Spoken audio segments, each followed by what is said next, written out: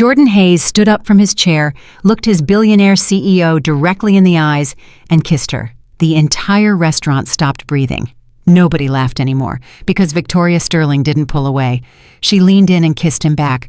What started as a cruel joke from coworkers who never believed a black single father from operations belonged anywhere near the most powerful woman in the company became the moment that shattered every assumption they ever made.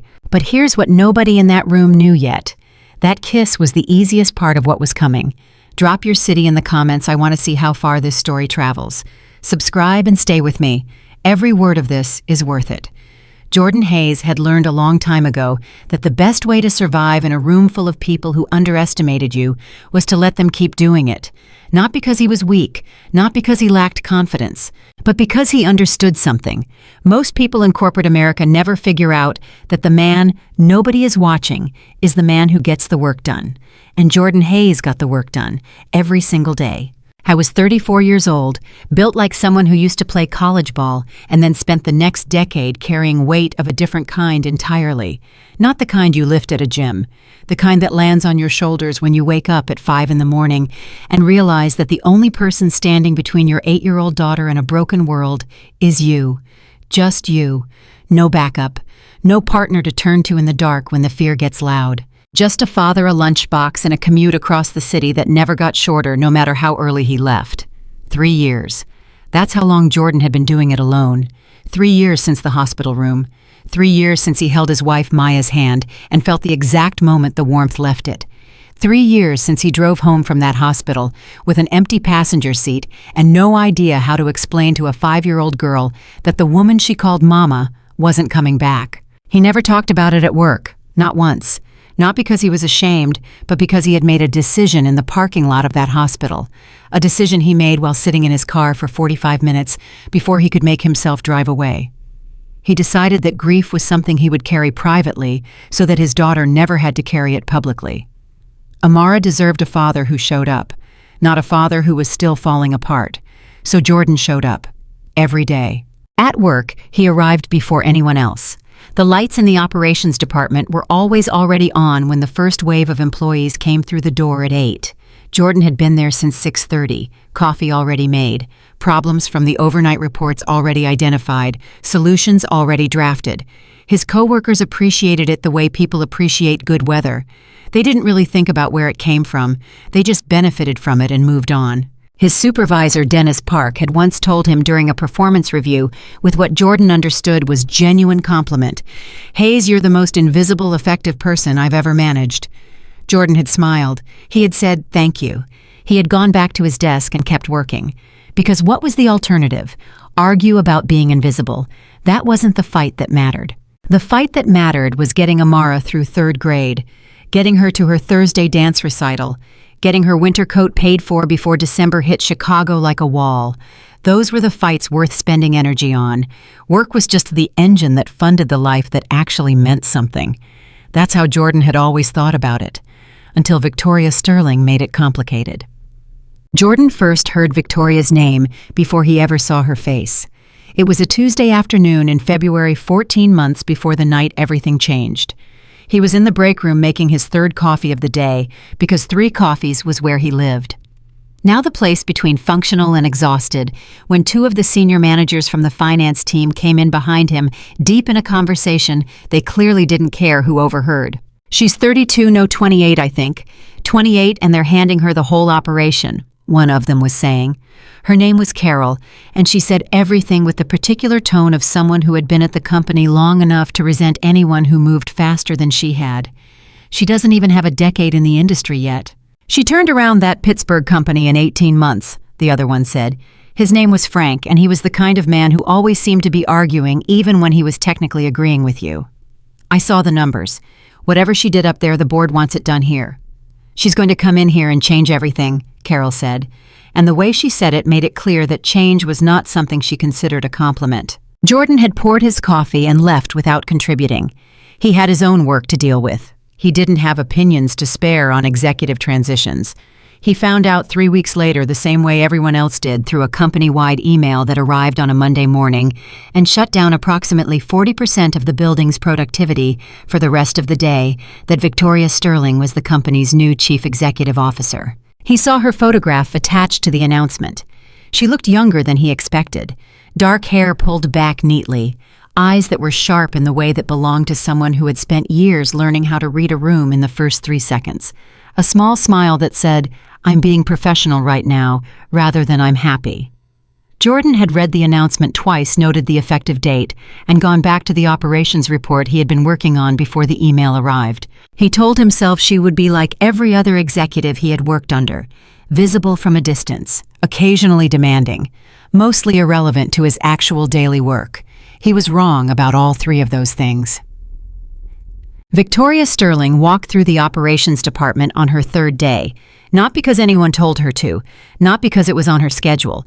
She came because she had spent her first 2 days in meetings and her 3rd morning reading operational reports, and somewhere around the 4th report, she had noticed something interesting enough to follow the thread in person. Jordan was at his desk working through a logistics discrepancy that had been quietly bleeding money from one of their distribution contracts for what looked like, based on his calculations, almost 7 months. He heard her before he saw her. Not her voice, her footsteps. Most executives who toured departments moved in groups, accompanied by an assistant and at least one department head, who spent the entire time narrating the space like a museum guide. They moved quickly, nodded at things, asked the kind of broad question that required no real answer, and left. These footsteps were alone, and they stopped at his desk. "The Harmon account," she said. Jordan looked up. Victoria Sterling was standing 2 feet away from his workspace, holding a tablet with what appeared to be the same distribution contract he had open on his own screen. "You flagged it in yesterday's overnight report," she said, not a question. "Yes," Jordan said. He was already recalibrating everything he had assumed about how this interaction would go. "I did." "Walk me through what you found." Not "can you walk me through it?" Not "if you have a moment." "Just walk me through what you found." Jordan walked her through it.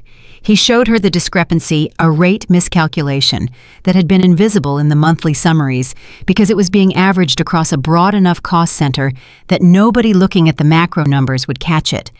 But it showed up in the granular weekly data, and Jordan had been tracking granular weekly data long enough that the pattern stood out to him the way a wrong note stands out to a musician. 7 months, just over $200,000 in unnecessary fees. Victoria listened without interrupting. When he finished, she was quiet for a moment. Then she said, "How long have you been watching this account?" "I noticed the pattern about 3 weeks ago," Jordan said. "I wanted to be sure before I filed it formally." 3 weeks, she repeated. "I didn't want to bring a problem without a solution," he said. "I have a proposed correction and a draft communication to the vendor already prepared." Victoria looked at him steadily for a moment, in a way that Jordan couldn't quite read. "Send it to me directly," she said. "Copy your supervisor." "I can do that," she held out her hand. "Victoria Sterling." "I know who you are," he said, and then caught himself because that came out more plainly than he intended. So he added, "Jordan Hayes, operations." "I know," she said, and then she walked away. Jordan sat there for a moment looking at his screen. She knows. That meant she had read enough of his reports to recognize his name before she ever walked over. He filed that information away and got back to work. Over the next several months, something happened that Jordan didn't quite have a name for. It wasn't a friendship. It wasn't entirely professional either. It was something in between, the kind of working relationship that develops between 2 people who recognize something in each other without ever saying so directly. Victoria had the habit of stopping by the operations department without warning. Not constantly, not in a way that disrupted anything, but regularly enough that it stopped being surprising. She asked questions that weren't the kind executives usually asked. Not "how are the numbers and is the team performing?" She asked things like, "What did we almost miss this week?" and "Where are we pretending everything is fine when it isn't?" Jordan answered honestly, every time. When he told her about the problems, he told her the real ones, not the ones that were easy to fix and made departments look competent. The ones that were genuinely hard, the ones people had been stepping around for months because addressing them meant admitting something had gone wrong on someone's watch. She listened to all of it, and then she did something remarkable. She fixed things. Not by announcing a task force or scheduling a committee review. She fixed them quietly and efficiently, the way a person fixes things when they actually understand the problem, rather than just needing to be seen addressing it. After the third time this happened, Jordan said something to her that he hadn't planned on saying. They were standing near the coffee station, a location that had somehow become their unofficial meeting spot over weeks of accidental intersections, and Victoria had just finished telling him about a decision she'd made with the procurement team that would have a ripple effect through operations for the next quarter. "Can I ask you something?" Jordan said. She looked at him. "Yes. Why do you keep coming to operations yourself? You have a full leadership team, department heads, an assistant. Any one of them could relay information." Victoria was quiet for a moment. "I had a mentor early in my career," she said. "First real job.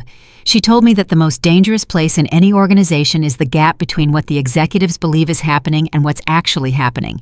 She said the only way to close that gap is to go find it yourself." "Smart woman," Jordan said. Victoria said, and something in her voice shifted slightly, just enough that Jordan heard it. Past tense. Gone. "I'm sorry," he said. Victoria looked at him with the expression of someone who had been offered condolences 100 times and had learned to accept them gracefully, but rarely felt them. "Thank you." "I mean it," Jordan said. "Not just—" He paused. "I lost someone too, 3 years ago, my wife.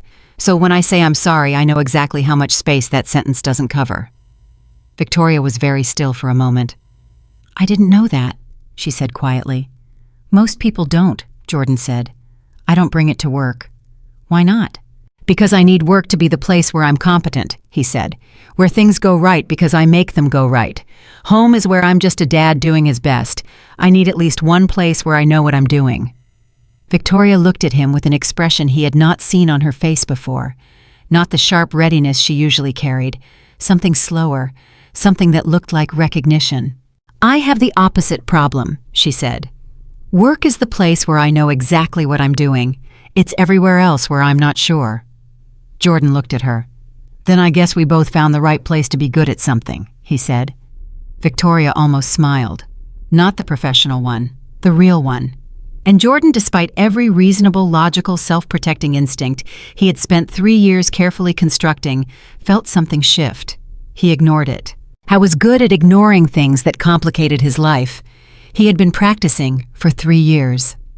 The Friday night that changed everything arrived the way most important nights do, disguised as something ordinary. The company had just completed a major infrastructure project, 14 months of work, multiple departments, 3 cities, and a budget that had come in under projection for the first time in anyone's recent memory. Victoria had announced a celebration dinner, the kind of company event where attendance was optional in name but understood as expected by everyone above a certain level. Jordan almost didn't go.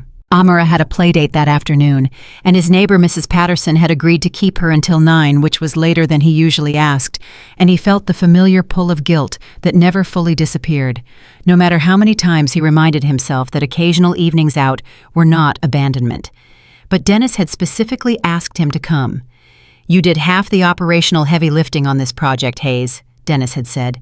"You should be in the room." So Jordan put on the one suit he owned that still fit correctly, dropped Amara off with Mrs. Patterson and her considerable collection of Disney movies, and drove downtown. The restaurant was this kind of place where the menu didn't list prices, and the water came in bottles that probably cost more than his lunch most days.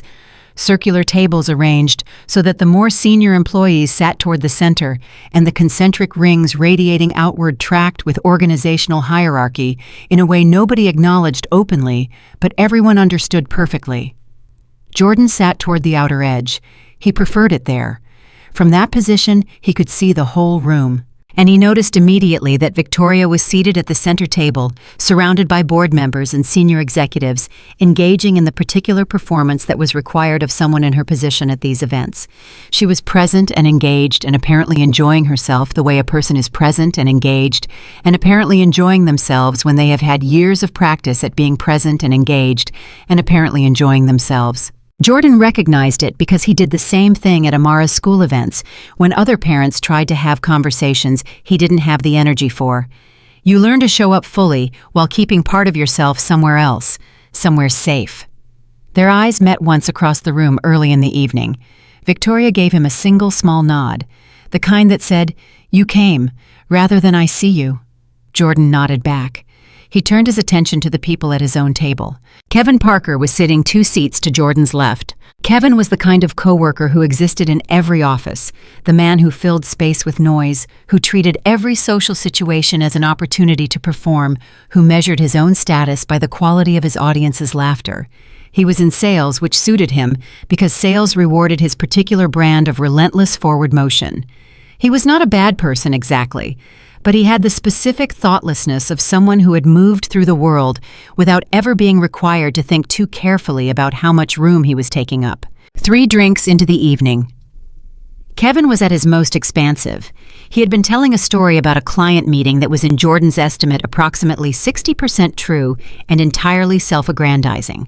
The table was responding with the appropriate mixture of laughter and encouragement. Then Kevin's eyes moved across the room, to Victoria, then back to Jordan. And Jordan saw it happen, the particular light that went on in Kevin's eyes when he found something he thought was funny. "Hey, Hayes," Kevin said loudly enough that the immediate table heard, but with the performance energy of someone aiming for a wider audience. "I've been watching all night. Don't think I haven't noticed." He grinned. "You two keep looking at each other." Jordan kept his expression even. "I don't know what you're talking about." "Sure you don't." Kevin looked around the table, collecting allies. Several people were already smiling, leaning in with the particular readiness of people who wanted to be entertained. "Come on, the CEO. She stops by your desk, twice a week, 3 times. "She manages the operations department," Jordan said. "That involves talking to people in the operations department." "Oh, that's what it involves," Kevin said, enjoying himself enormously. He raised his glass. The table was fully engaged now. "All right, you know what you say, it's nothing. Prove it's nothing. I dare you." He let the pause do its work. "To go over there and kiss your boss." The table erupted. Laughter. The uninhibited, delighted laughter of people who have had enough drinks that someone else's discomfort is purely entertainment. Jordan felt the heat of it. Not embarrassment. Something harder and colder than embarrassment. He had felt this before. This specific texture of being made the punchline of someone else's joke. The "it's just a dare" framing that made any objection look like taking yourself too seriously. The laughing faces of people who genuinely meant no harm and somehow caused it anyway. He kept his expression neutral. He started to push back from his chair, not toward Victoria, toward the exit, because he had learned long ago that dignity sometimes required simply leaving when he heard something that stopped him completely. From the center table, a voice, Victoria's voice, carrying across the space between them with the particular authority of someone who was accustomed to rooms becoming quiet when she spoke. "Is there something I'm missing over here?" She wasn't angry. She was curious, and she was walking toward them. The laughter died quickly in the uncomfortable way laughter dies when the subject of the joke becomes suddenly present. Kevin recovered faster than most. He grinned and held up his hands in the universal gesture of good-natured mischief. We were just daring Hayes here." Victoria stopped at the edge of the table. She looked at Kevin, then she looked at Jordan. "Daring him to do what?" she said. There was a moment, a specific crystalline moment, where Kevin had the opportunity to read the room correctly and deflect. Jordan watched the opportunity pass. "To kiss you," Kevin said, with the grin of a man who has invested too much in a bit to let it go. Every person at the table held their breath, including Jordan. He watched Victoria's face. He had spent 14 months learning to read her expressions, the professional composure, the real focus, the rare, unguarded moments. He could recognize all of them by now. What was on her face right now was none of those things. It was something he hadn't seen before. She looked at Kevin for a moment, not with anger, not with amusement, with the calm assessment of someone deciding whether a situation was worth engaging with. Then she looked at Jordan, and she said quietly enough that only the people immediately around the table heard, "Are you afraid of the dare, Jordan? Or are you afraid of what happens if it turns out to be real?" The table was completely silent. Jordan stared at her. Victoria held his gaze with absolute steadiness, and Jordan understood in the way that you sometimes understand things, not with your mind, but with something deeper and older than thought, that this was not a performance. She was not rescuing him from an awkward moment by co-opting the joke. She was not demonstrating executive authority by controlling the narrative. She was telling him something. She had been telling him something for 14 months, in quiet increments in conversations by the coffee station, in the specific way she listened when he talked. And he had been choosing not to hear it for all the reasons that had seemed so completely reasonable from the inside. I was a single father. She was his CEO. He was a man people looked past. She was a woman everyone looked up to. And between those two facts, he had built a wall so solid that he had started to believe it was just the natural shape of the landscape. Jordan stood up slowly. The table watched in complete silence. He walked the 6 feet that separated his chair from where Victoria was standing. He stopped in front of her. She didn't step back. She held his gaze with an expression that was entirely simply honest. And Jordan Hayes, the man who had spent 3 years being invisible, the man who carried his life in silence, the man who had become so expert at keeping a safe distance that he had almost convinced himself he didn't need anything closer, leaned forward and kissed her. It was not theatrical. It was not brief in the way that a Dare fulfillment kiss is brief, performative, quick, immediately followed by laughter and applause. It was the kind of kiss that happens when two people have been circling something honest for a long time and finally stop pretending they don't see it. It lasted perhaps 4 seconds. When Jordan stepped back, he looked at her. Victoria looked at him. The table around them was absolutely motionless. Kevin Parker was no longer grinning. And then Victoria Sterling, CEO, 34 floors of company hierarchy, the woman, everyone at that restaurant regarded with something between admiration and mild terror, reached up very gently with one hand and touched Jordan's face. And she kissed him back. The room didn't erupt. It didn't cheer. It just went profoundly, completely still. Because what was happening in front of them was not a joke. It was not a dare being fulfilled. It was not the punchline anyone had been waiting for. It was something real, and most of the people in that room had not been prepared for real. Jordan stood there after in the silence. His heart was louder than the entire restaurant. He thought about Amara. He thought about every reasonable, sensible, self-protective reason he had stayed on the far side of the distance between himself and this woman.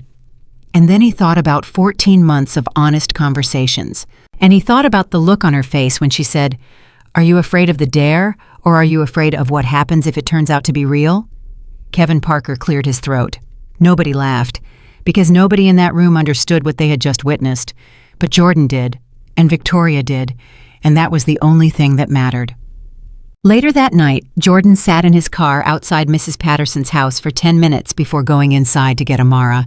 He needed the 10 minutes. He needed to put his face back together into something that looked like everything is normal, rather than my entire life may have just shifted sideways at a restaurant in downtown Chicago. He pressed his forehead against the steering wheel. He thought about every complication.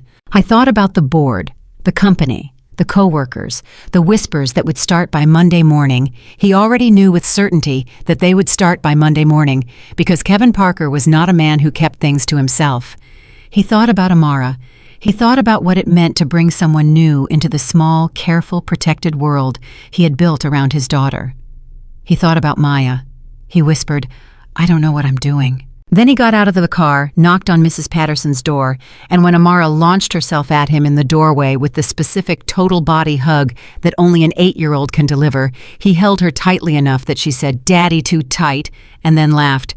"Sorry, baby," he said. "Long day." "Did something good happen?" she asked. He looked at her. "I don't know yet," he said honestly. She accepted this with the philosophical serenity of a child who had learned that her father told her the truth even when it was complicated. "Okay," she said. "Mrs. Patterson let me have 2 cookies." "Did she?" "They were small cookies." "Right." He buckled her into her car seat. He drove home. And he thought about the way Victoria had looked at him afterward. Not with triumph, not with the expression of someone who had made a point, with something quieter than that, with the expression of someone who had finally, after a very long time, said a true thing and had been heard. Jordan Hayes drove through the streets of Chicago in the dark, his daughter falling asleep in the back seat, the city lights moving past the windows.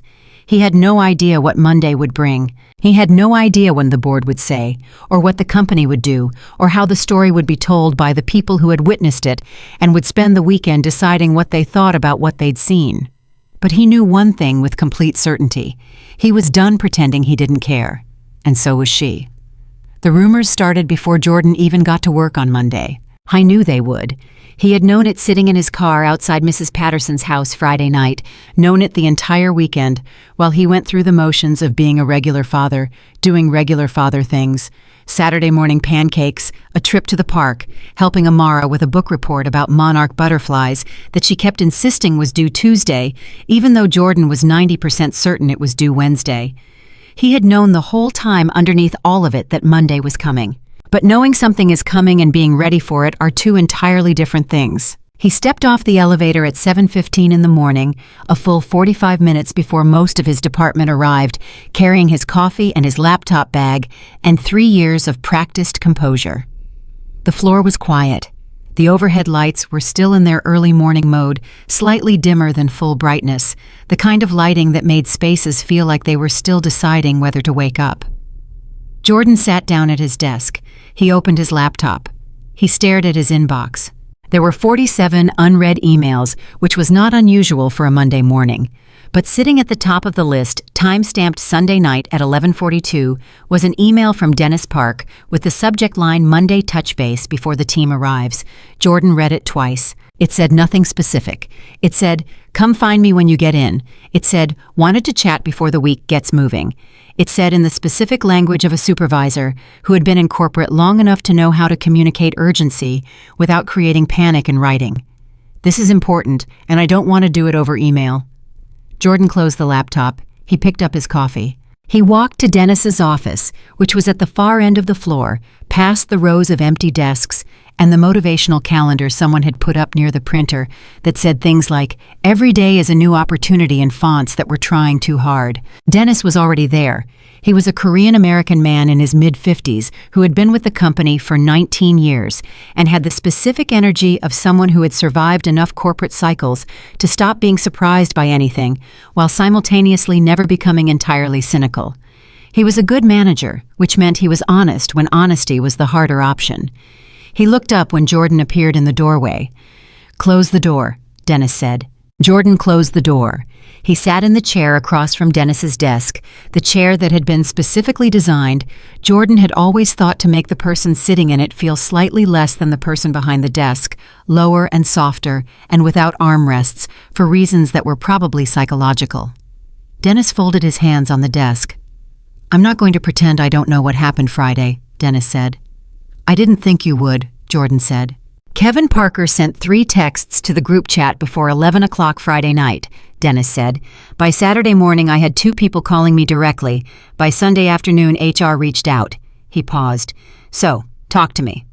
Jordan was quiet for a moment. He had thought about this conversation all weekend. He had rehearsed versions of it while standing at the kitchen counter. Saturday evening after Amara was in bed, running through different framings, different angles, different ways of presenting what had happened that would allow him to maintain the professional reputation he had spent years carefully building. Then he decided he was done with careful framings. "What do you want me to tell you, Dennis?" he said. "The truth, however it actually happened." "The truth is that Kevin made a joke at my expense," Jordan said. "The truth is I was about to walk away from it, and Victoria said something that changed what it was. And the truth is that what happened afterward was honest." He met Dennis's eyes.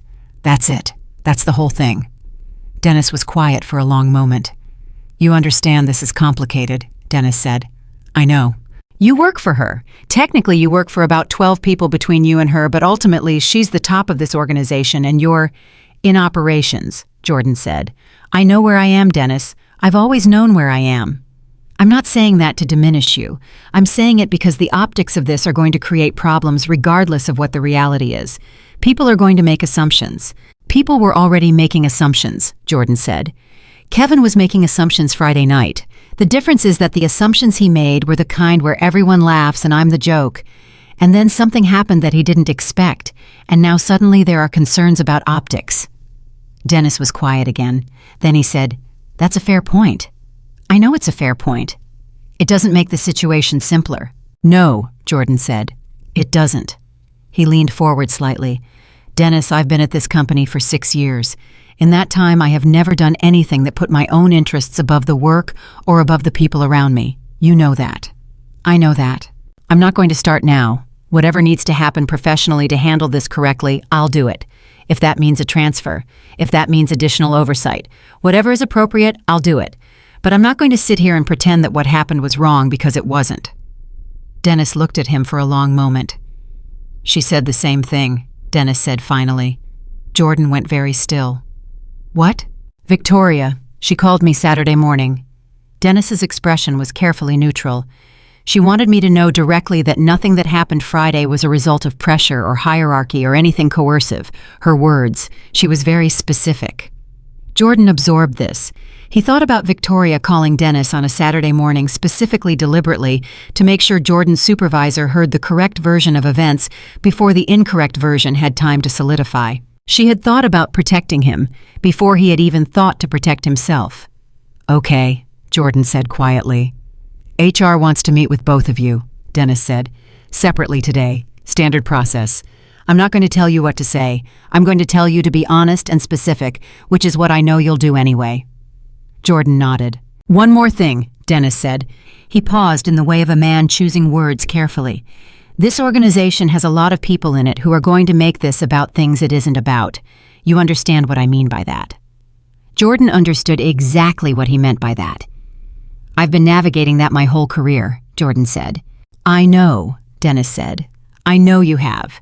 And I'm saying it because I want you to know that in this particular conversation in this room, I see what I've always seen, a man who does exceptional work. He met Jordan's eyes directly. Whatever happens with the rest of it, that's still true. Jordan was quiet for a moment. Thank you, he said, and meant it in the way you mean something when it lands in the exact place where you needed it. He walked back to his desk. The floor was starting to fill up around him, people arriving in their usual clusters, dropping bags, pulling off coats, starting the particular social rituals of Monday morning. He could feel the difference in the quality of attention pointed in his direction. It wasn't overt. Nobody said anything directly, not yet. But there were glances that lasted a fraction of a second too long, conversations that paused at his approach and resumed after he passed. He sat down. He opened his laptop. He started working. Because that was what he knew how to do. The HR meeting was at 2 o'clock. Jordan arrived 2 minutes early, which was how he arrived everywhere, and was met by a woman named Sandra Okafor, who ran the company's HR department, with the methodical precision of someone who understood that her job existed at the intersection of legal liability and human messiness. She was professional, thorough, and notably free of the barely concealed excitement that Jordan had observed in some people that morning when the subject of Friday night came up. She asked him clear questions. I gave her clear answers. The entire conversation took 40 minutes. Sandra thanked him for his time. She told him the process would take a few days and that the company was committed to handling the situation with appropriate care for everyone involved. Jordan said he appreciated that. He walked out of the HR conference room. Victoria was in the hallway. This was not, he recognized instantly, an accident. She was standing approximately 15 feet from the conference room door, speaking quietly on her phone, and when she saw him, she said something brief into the phone and ended the call. They stood in the corridor and looked at each other. This was the first time they had been in the same physical space since Friday night. In the daylight of the company building in professional clothes, surrounded by the infrastructure of the organization. They both worked within the moment. From the restaurant felt simultaneously more real and more surreal. How was it? Victoria said. Professional, Jordan said. Sandra's good at her job. She is. Victoria glanced briefly down the corridor, then back at him. I need to ask you something. Okay. Are you thinking about leaving? Jordan was quiet for a moment. I thought about it this weekend, he said honestly. Something moved across her face. I thought you might. Not because of what happened, he said. Because I know how people read things. I know what the story looks like from the outside. Man in operations gets close to the CEO, and I don't want... He stopped, reorganized. I've worked too hard here for the work to get buried under the story. I know, Victoria said. I know exactly what you mean. She looked at him steadily. Jordan, I called Dennis on Saturday not because I was trying to manage a PR situation. I called him because I wanted someone in your direct chain to hear the truth before anything else had the chance to crowd it out. I know, Jordan said. He told me. I don't want you to leave, she said. It was stated simply, directly. without the performance of vulnerability, just the plain fact of it. Not because of what happened Friday, because you are genuinely one of the best people in this building, and you have been underutilized for the entire time I've been here, and that is something I intend to correct regardless of anything else. Jordan looked at her. That's a very professional reason, he said. The corner of her mouth moved. I have other reasons, she said, but I thought I'd start there. Good thinking. They were quiet for a moment. The corridor around them was empty momentarily in the way that corridors sometimes are between the movement of people. We have to be careful, Jordan said. I know. Not because of what people think, he said, but because I have a daughter and I can't bring things into her life that aren't real. She's already lost enough. Victoria's expression changed in the way it did when she stopped performing composure and just was what she was. Something gentler, more open. I understand, she said quietly. Do you? My mother died when I was 11, she said. I know what it is to have the ground shift in a way you didn't choose. She held his gaze. I'm not asking you for anything you're not sure of. I'm asking you not to make the decision based on fear. Jordan stood there in the corridor of the company building where he had worked for 6 years in the middle of a Monday afternoon and thought about how many decisions he had made based on fear in the last 3 years. Reasonable, defensible fear. The fear of disrupting the careful equilibrium he had constructed for Amara. The fear of needing something for himself and finding it wasn't there. Give me some time, he said. Take the time, Victoria said. I'll still be here. She walked back down the corridor toward the elevator bank. Jordan watched her go. Then he walked back to his desk and finished out the rest of the Monday. By Tuesday afternoon, the story had achieved the particular velocity that office rumors achieve when they contain enough unusual elements to sustain multiple rounds of retelling. Jordan heard 3 different versions of Friday night secondhand. By the time the workday was over, one in which he had initiated the entire thing, completely, unilaterally, as some kind of calculated move. One in which Victoria had instigated everything, and Jordan had simply responded. And one that was broadly accurate, but delivered in the tone of someone narrating a soap opera rather than describing 2 real people. I ignored all 3. What he found harder to ignore were the direct comments. The first one came from Marcus Webb, a guy from the finance team who Jordan had always gotten along with reasonably well, the kind of coworker who remembered your kid's name and sometimes stopped to ask genuine questions. Marcus caught Jordan in the break room Tuesday afternoon and leaned against the counter with his coffee cup and said conversationally, "You know people are going to say you did this on purpose, right?" Jordan looked at him. "Say what I did on purpose." "Getting close to her. All those conversations.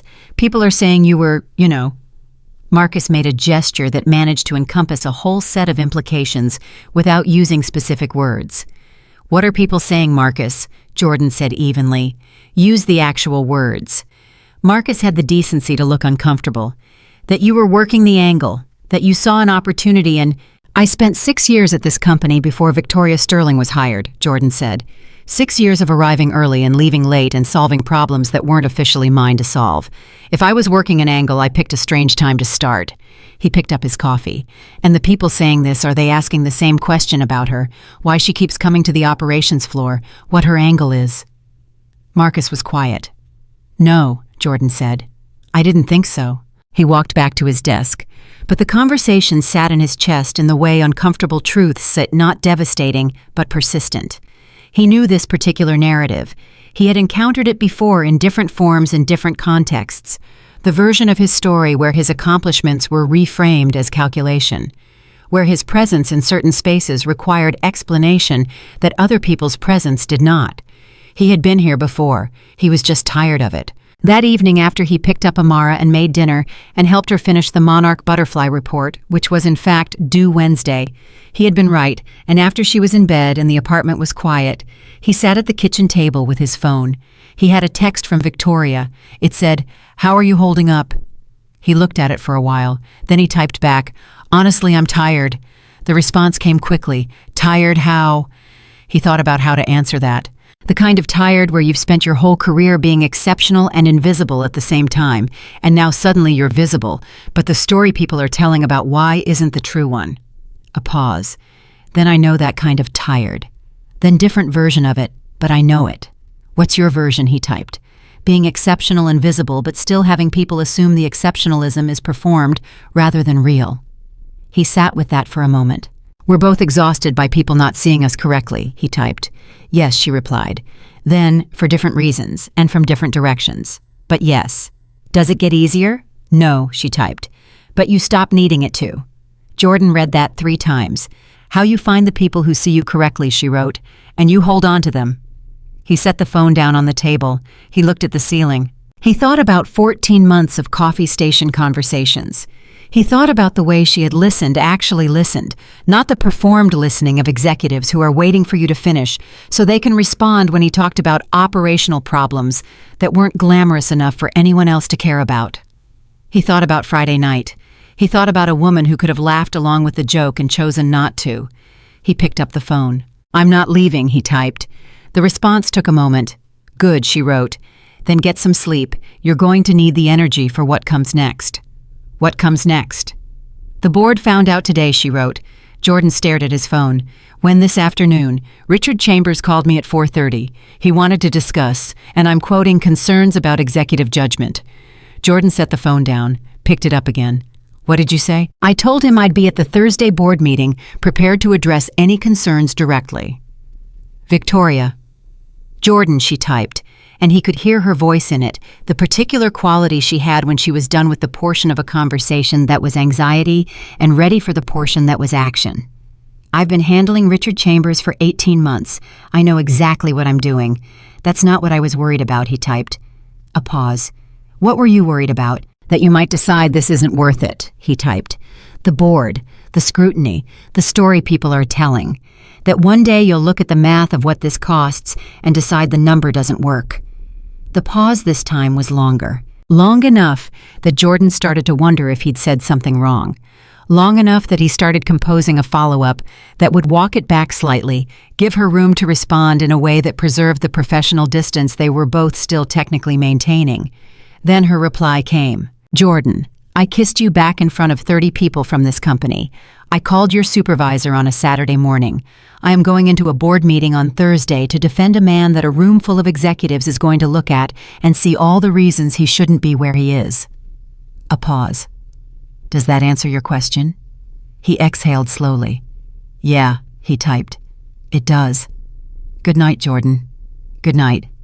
He put the phone down. He sat in the quiet kitchen for a long time. And for the first time since Friday night, he stopped trying to calculate the risk and started just being present in the fact of what was real.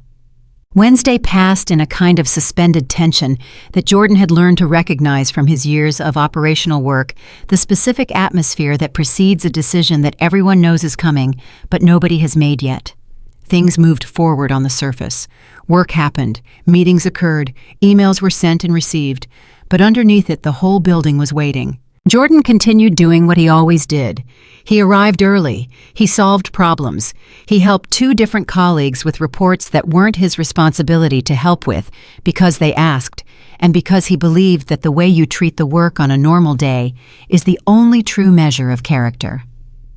On Wednesday afternoon, a man named Gary Hollis stopped at Jordan's desk.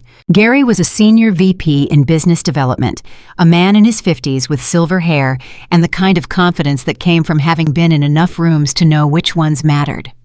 He and Jordan had interacted maybe a dozen times over 6 years, always professionally, always briefly. Gary stopped at Jordan's desk like he was passing through, like it was a casual thing.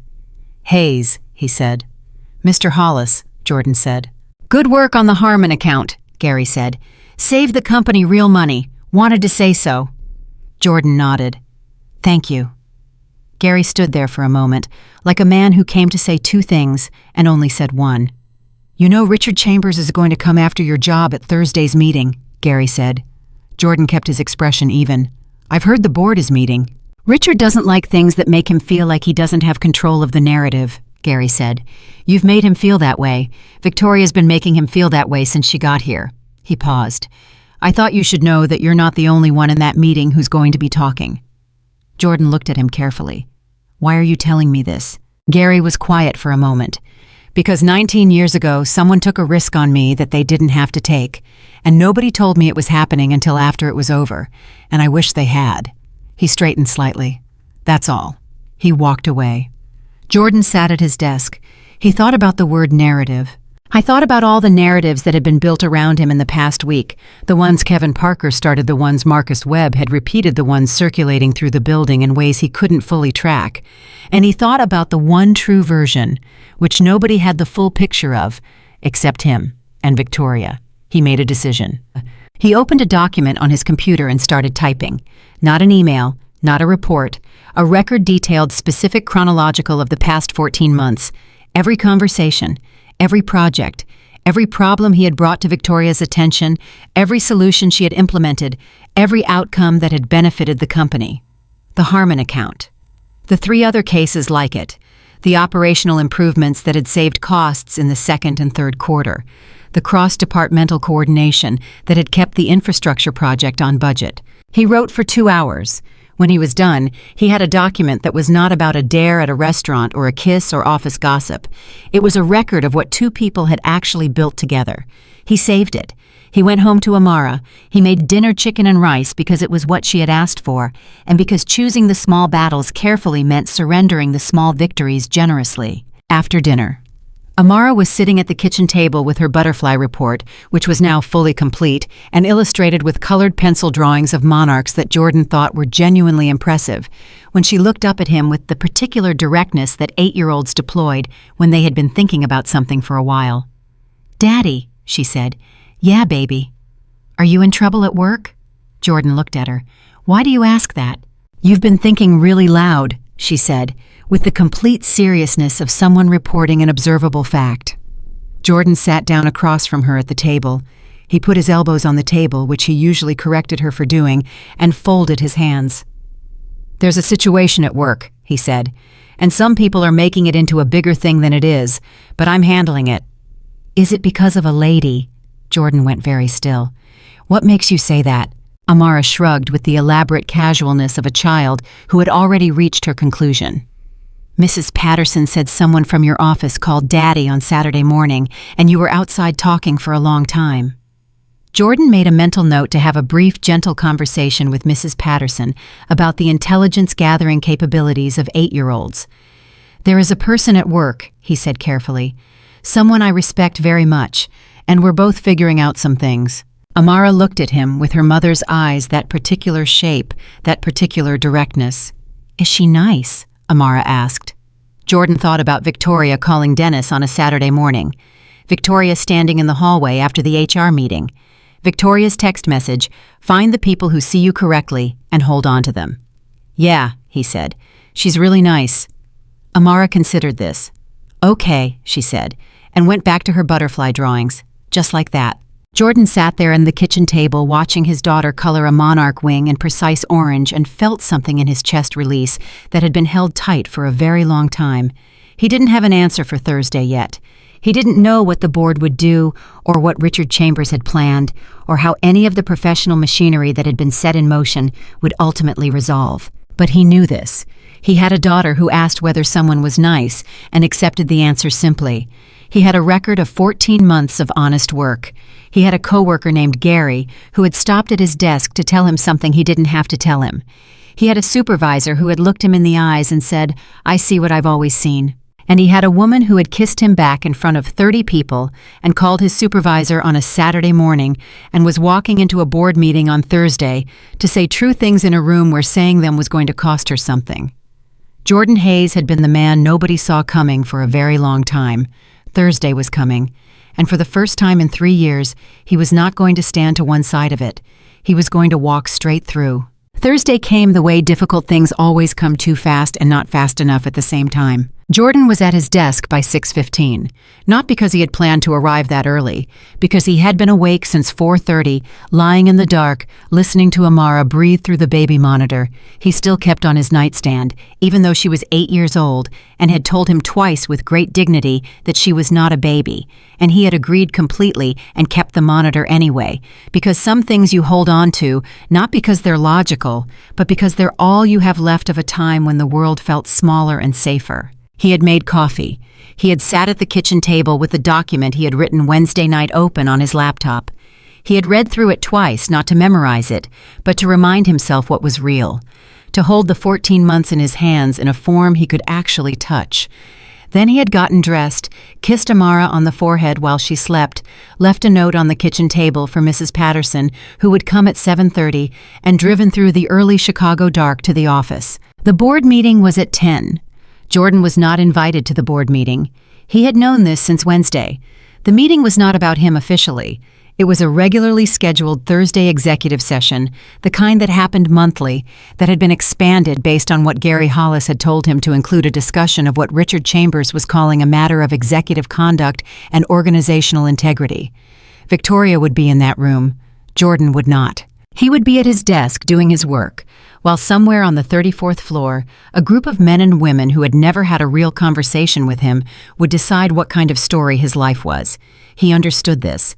He also understood that there was nothing he could do about it except be exactly what he had always been: present, accurate, useful. So he worked. He cleared his overnight reports by 8:15. He flagged 3 issues that needed attention by end of day, drafted solution memos for all 3, and sent them to Dennis with a brief note. He helped a junior analyst named Priya figure out why her quarterly reconciliation numbers weren't matching a discrepancy that turned out to be a rounding error in an automated formula that had been quietly doubling a small number across 500 rows, and the relief on her face when the spreadsheet finally balanced was so genuine that Jordan felt something loosen slightly in his chest. This was what he did. This was what he had always done. Whatever happened on the 34th floor this morning, this was still true.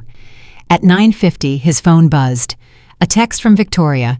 It said, "Going in now. Whatever you hear afterward, hear it from me first." Jordan read it. He typed back, "I'll be here." He set the phone face down on his desk. He went back to work. The waiting was its own particular experience. Jordan had waited for hard things before. He had waited in hospital corridors. He had waited for phone calls that he knew were coming and dreaded anyway. He knew how to hold the waiting at arm's length, how to keep his hands busy so his mind didn't fill the space with scenarios. He kept working. At 11:20, Kevin Parker walked past his desk. Kevin had been conspicuously scarce since Friday night. Jordan had noticed it without remarking on it, the way Kevin had stopped being his expansive, space-filling self around Jordan specifically, how he took slightly longer routes across the floor that avoided passing too close to Jordan's workspace. There was something in that avoidance that Jordan recognized as guilt, which surprised him slightly. He had not expected Kevin to have the self-awareness for guilt, but this time Kevin stopped. He stood at the edge of Jordan's workspace with his hands in his pockets and the expression of a man who had rehearsed something and wasn't sure he'd remembered all of it. "Hey," Kevin said. Jordan looked up. "Kevin, I just wanted to—" Kevin stopped. Started again. "I heard about the board meeting, that it's partly about that your job might be part of what they're discussing." "I heard that too," Jordan said. Kevin was quiet for a moment. "That wasn't what I meant to happen," he said. "Friday, I wasn't trying to. I was just being an idiot. I do that.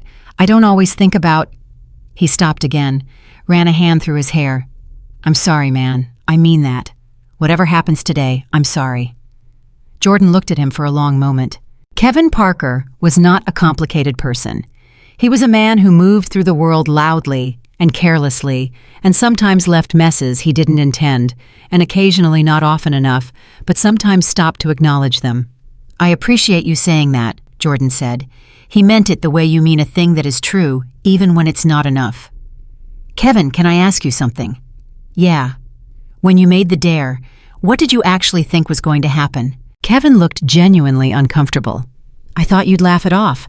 I thought it'd be a funny moment and everyone would move on." He paused. I didn't think she'd—" He stopped. "You didn't think she'd respond like that," Jordan said. "No, because it didn't seem possible." Kevin was quiet. "Why didn't it seem possible?" Jordan asked. Not aggressively. The way you ask a real question when you actually want the real answer. Kevin was quiet for a long time. "Because guys like—" He stopped himself, started differently. "Because in my head those two things just didn't—they didn't go together. Her and you, the way things are." He met Jordan's eyes briefly, then looked away. "Which is on me. That's my stuff. I know that." Jordan nodded slowly. "Yeah," he said. "It is." Another pause. but thank you for saying it out loud." Kevin nodded. He walked away without saying anything else, which was the right call. Jordan watched him go. Then he turned back to his screen. At 12:07, his phone buzzed again. "Victoria, it's done. Come to the 34th floor. Use the side elevator." Jordan stared at the message. He picked up his phone, stood up, walked to the elevator bank at the far end of the operations floor, the one that most people in his department never had reason to use, and pressed the button for 34. The elevator rose. Jordan stood in it and breathed. I thought about the document on his computer. He thought about Gary Hollis saying, "You're not the only one in that meeting who's going to be talking." He thought about Dennis saying, "I see what I've always seen." He thought about Amara saying, "Is she nice?" in the same tone she would ask about a potential new friend at school, the most important and the most simple question in the world. The elevator opened. The 34th floor was different from the rest of the building in the way that top floors always are quieter, the carpet thicker, the light somehow more deliberate. Jordan had been here a handful of times over 6 years, always with a specific purpose, always briefly. Victoria was standing near the elevator waiting. She was in a charcoal blazer, and her face was doing the thing it did after a hard meeting, carefully composed on the surface, but with something working underneath it that she hadn't fully processed yet. "Walk with me," she said. They walked to the far end of the floor to a conference room with glass walls that looked out over the city. She closed the door behind them. They were alone. Jordan looked at her. "Tell me." Victoria set her portfolio on the table. She stood with her hands flat on the surface and looked at him with the expression of someone organizing a large amount of information into the order in which it needed to be delivered. "Richard Chambers came in with 3 things," she said. "First, he questioned whether my decision-making had been compromised by a personal relationship with an employee. Second, he suggested that your continued presence in the company created an ongoing conflict of interest, regardless of whether the relationship was appropriate. Third," she paused, "he implied that you had cultivated access to me strategically, that your behavior over the past 14 months was calculated." Jordan felt the words land. He had known they were coming. He had known since Monday, since Marcus Webb in the break room, since the shape of the rumors he'd been hearing all week. But hearing them stated plainly still cost something. "What did you say?" he asked. "I let him finish," she said. "I let all 3 of them who wanted to speak finish, Chambers and 2 others. She looked at Jordan steadily. "And then I said, 'Let me tell you what the actual record shows.'" She opened the portfolio. Jordan looked at the first page and recognized it immediately. Not his document, she had her own, but the same 14 months, the same projects, the same operational problems identified and solved, the same numbers. "I had prepared this before the meeting," she said. "I knew this was coming. I've known Richard Chambers was building to something like this for a while." She turned a page. The Harmon account, $218,000 recovered. The distribution renegotiation in Q2 that saved $460,000. The infrastructure project coordination that kept the largest initiative this company has run in 5 years on time and under budget. She looked up from the page. "I walked them through all of it. I named every specific contribution. I cited dates and outcomes. And then Gary Hollis spoke." Jordan was quiet. "He said he had been at the company for 19 years, Victoria said, and in that time he had seen exactly 3 people in operations who understood how to connect what was happening at ground level to what needed to happen at the executive level. He said Jordan Hayes was the 3rd one and the most capable of the 3. He said the question of whether Jordan belonged anywhere near the conversation about this company's future had a clear answer, and it was yes." She paused. "And then 2 other board members who I won't name indicated they agreed. What about Chambers?" "Richard Chambers," Victoria said, "is a man who cares a great deal about the appearance of control. When it became clear that he didn't have the room, he shifted strategy." She was quiet for a moment. "He agreed to drop the question of your position, but he insisted on one condition." Jordan waited. "I want you moved to a different department," she said. "Not fired, not demoted. A lateral transfer with a title adjustment that is technically a reclassification rather than a promotion, even though the responsibilities increase. It removes the direct reporting chain question. It removes the optics of your proximity to my office." She met his eyes. He framed it as a compromise. "It is in practice actually a better position for you." Jordan absorbed this. "What did you say?" "I said I would present it to you," she said. because it is your career and not mine to decide." He looked at her for a moment. "What do you think I should do?" "I think," Victoria said carefully, "that the transfer makes sense professionally, regardless of anything personal. I think you have been doing work that exceeds your current classification for as long as I have been here. I think Richard Chambers stumbled into the right answer for entirely the wrong reasons, and the outcome is still the right answer." She paused. "I also think that I will not tell you what to do. That is something I will never do. Not professionally and not in any other context." Jordan stood at the conference room table on the 34th floor of a building he had worked in for 6 years, in a room he had never been in before, and thought about all the ways his life had rerouted itself in the past 6 days into something he had not planned for and could not have predicted. "Yeah," he said finally, "I'll take the transfer." Victoria nodded once. Professional, decisive, the CEO executing a decision. And then she exhaled slowly, and for just a moment she was not the CEO.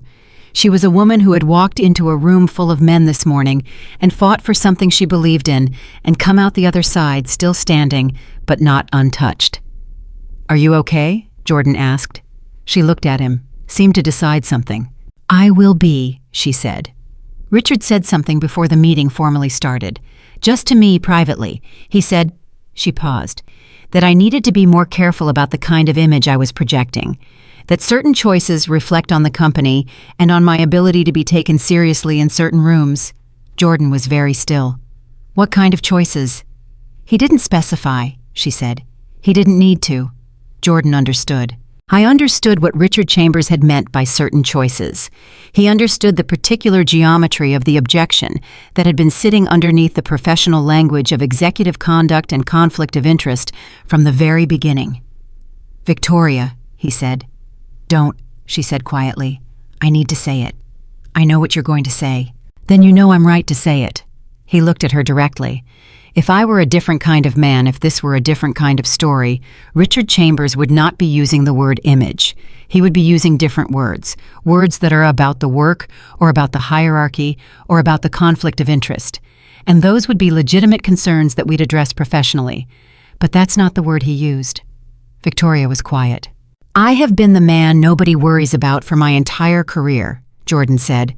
"Because when I'm invisible and useful, I'm not a question anyone needs to answer. But the moment I became visible in a way that certain people didn't choose..." He stopped. "I know what that is. I have always known what that is.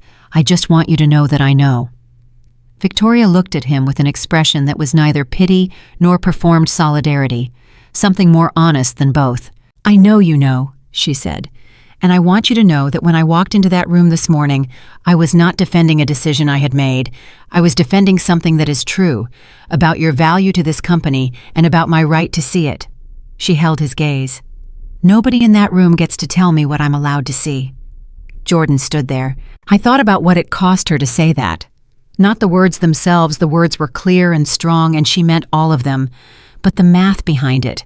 The calculation she had run, whether consciously or not, before she walked into that meeting. What it might mean for her in those rooms to stand behind something that certain people in those rooms would use to tell a story about her judgment. She had run that math, and she had walked in anyway. "Thank you," he said. It was not enough, but it was the truest thing he had. "Don't thank me," she said. "Just keep doing the work. That's the only answer to any of this that actually matters in the long run." He almost smiled. "That sounds like something I would say." "You've been rubbing off on me," she said.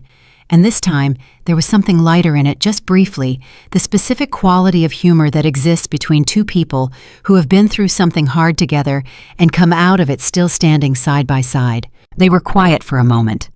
Outside the glass walls, the city was doing what cities do, moving loud, indifferent, ongoing. "There's something else," Victoria said. "Okay." Chambers also suggested not as a requirement, more as an observation that I maintain appropriate professional distance going forward. She looked at him steadily. "I want to be transparent about that." Jordan understood what she was saying and what she wasn't saying, and the very deliberate way she was giving him the full information and then waiting. "What did you say to that?" he asked. "I said that my personal life is my own," she said, "and that I would ensure all appropriate professional protocols were followed." That's a very specific answer. It was a very specific question, she said. Jordan looked at her for a long moment. The morning light was coming through the glass in a way that caught the edge of her face, and he thought about the Friday before this Friday and the one before that, all the ordinary days that had led to this particular moment in this particular room. "I told Amara about you," he said. Victoria went very still. "Not specifically," he said. "I didn't give her details. I told her there was someone at work, someone I respected, and she asked if you were nice." Victoria's expression was doing something complicated. "What did you tell her?" "I told her, yeah," he said. "I told her you were really nice." Victoria looked at him. And this time the composure was entirely gone. Not the professional version or the composed under-pressure version, just her. A woman who had fought a room full of board members this morning and held her ground completely, and was now standing in the glass conference room being told that an 8-year-old girl had asked if she was nice. "I want to meet her," Victoria said quietly. "When you're ready, when it makes sense. I understand what that means. I'm not taking it lightly." "I know," Jordan said. "That's why I told you." She nodded. They stood there together in the quiet. Jordan transferred to the Strategy and Operations Integration team 3 weeks after the board meeting. The new position was on the 28th floor, and it came with a title that actually matched the work he had been doing for years, and a salary adjustment that he discovered when he opened the offer letter sitting at his kitchen table on a Tuesday evening. Amara already in bed, the apartment quiet that made him sit back in his chair and stare at the ceiling for a solid 3 minutes. He called Dennis the next morning. "You saw it coming," Jordan said. "I saw you doing work that outpaced your classification for about 2 years," Dennis said. "I pushed for a reclassification twice. Got told the budget wasn't there." A pause. "Apparently the budget is there now." "Funny how that works," Jordan said. "Funny." Dennis agreed with a dryness that contained a great deal of history. Jordan's last day in the operations department was a Thursday. His team, his actual team, the 6 people who had worked directly with and around him for years, took him to lunch at a Mexican place 2 blocks from the office that had been their unofficial department spot for as long as Jordan had been there. They sat in a corner booth and ordered too much food and talked about everything except the fact that he was leaving, and then talked about the fact that he was leaving.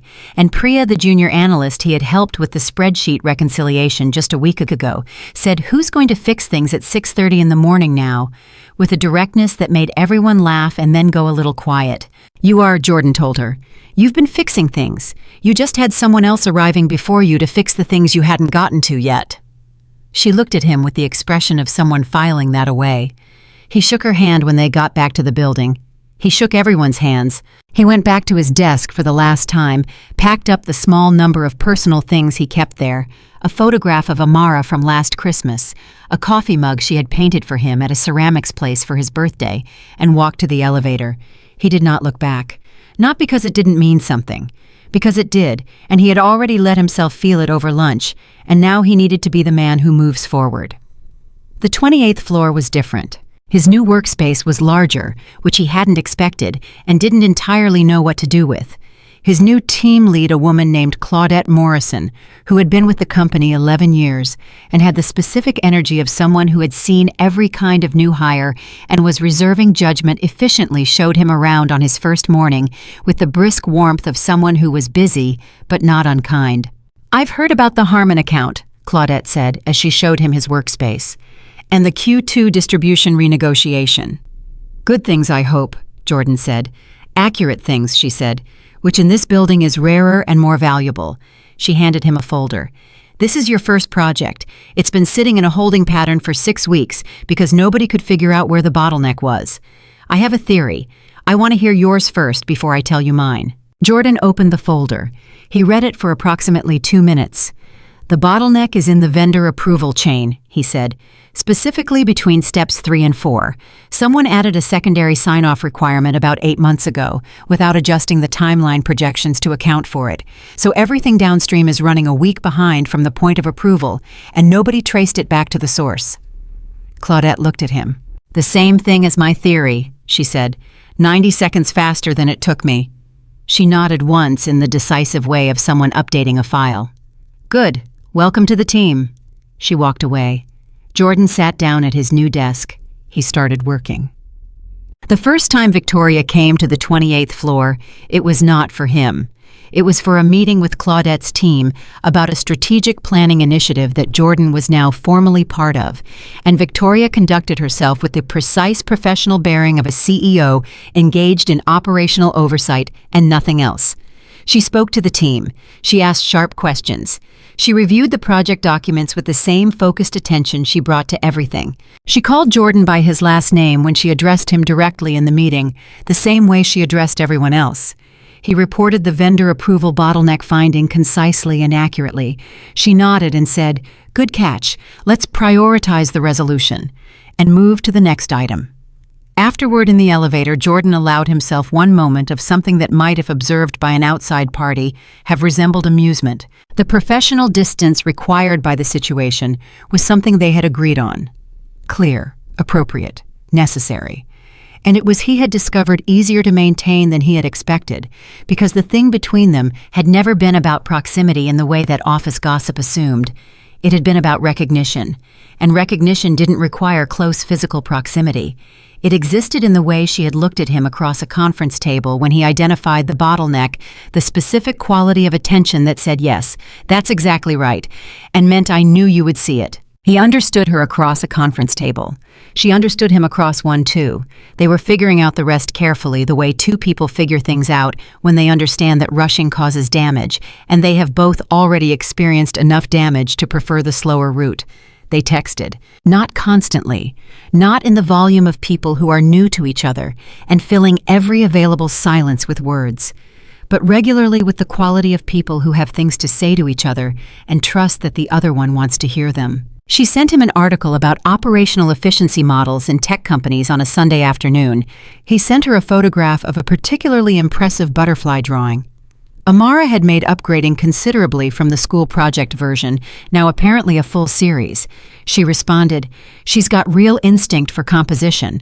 He replied, "Don't tell her that her head is already the right size and I'd like to keep it there." She called him on a Wednesday evening when a board decision came through that she was angry about, genuinely angry, the real kind that she didn't perform in front of the company, and he listened for 20 minutes while she walked him through it. And then he said, "What do you need right now? The real answer, not the professional one." She was quiet for a moment. "I need someone to tell me I'm not wrong," she said. "You're not wrong," he said. "How do you know I just talked for 20 minutes and I'm clearly emotionally—" "You're not wrong," he said again. "I've been in enough rooms to know the difference between someone who's upset because they can't see clearly and someone who's upset because they can see very clearly and what they're seeing is unfair. You're the second one." A pause. "How do you do that?" she said. "Do what? Know exactly which thing to say." "Practice," he said. "I have an 8-year-old. The skill set transfers." She laughed. A real one. He had learned to treasure the real laugh. It was shorter than the professional one, less musical, and entirely genuine. "Thank you," she said. "Don't thank me," he said, echoing her back to herself. "Just keep doing the work." She recognized her own words and said softly, "I walked right into that." "You did," he agreed. They stayed on the phone for another 20 minutes, talking about nothing specifically important, the way two people talk when what they actually need is not information, but presence. When he hung up, Jordan sat in his kitchen in the quiet. "I thought about the board meeting, about Richard Chambers and the word image, about the transfer that had been meant as a concession and had turned out to be a better position, about Gary Hollis, who had spoken in a room for reasons that went back 19 years to a risk someone had taken on his behalf. I thought about how systems worked, how organizations worked, how the mechanisms that were supposed to be neutral had weights inside them, invisible to people who had never needed to know they were there, entirely visible to people who had spent their whole lives navigating around them. He had navigated around them his whole career, and then something had changed. Not the systems, not the weights, but him. He had stopped navigating. He was still standing. And across the city, in an apartment he had not yet been to, but knew he would see a woman who had walked into a board meeting and said true things, in a room where true things were expensive, was sitting with whatever Wednesday evening looked like in her life.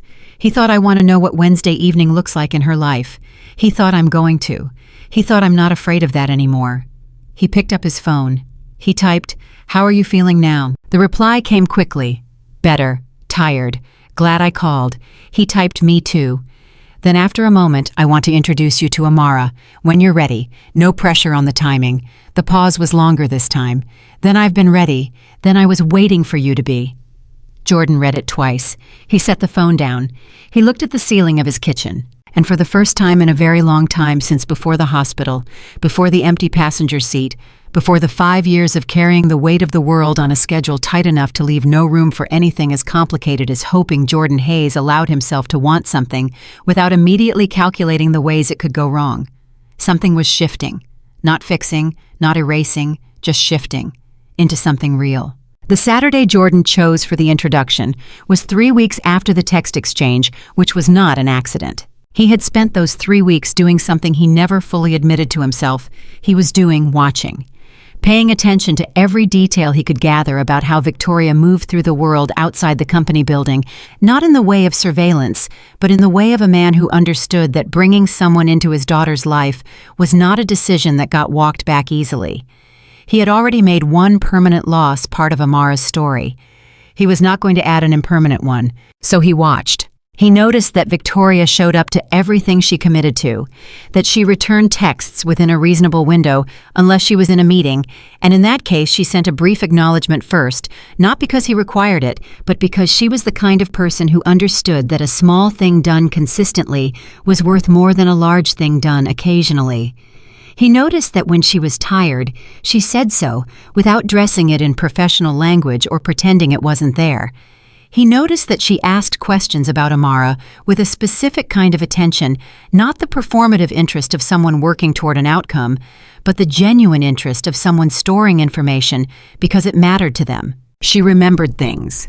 He mentioned in passing on a Tuesday that Amara had a dance recital the following Thursday. On Wednesday evening, Victoria texted, "How did rehearsal go?" He had not told her there was a Thursday rehearsal. She had extrapolated it, which meant she had been holding the information. He noticed that. He chose the Saturday.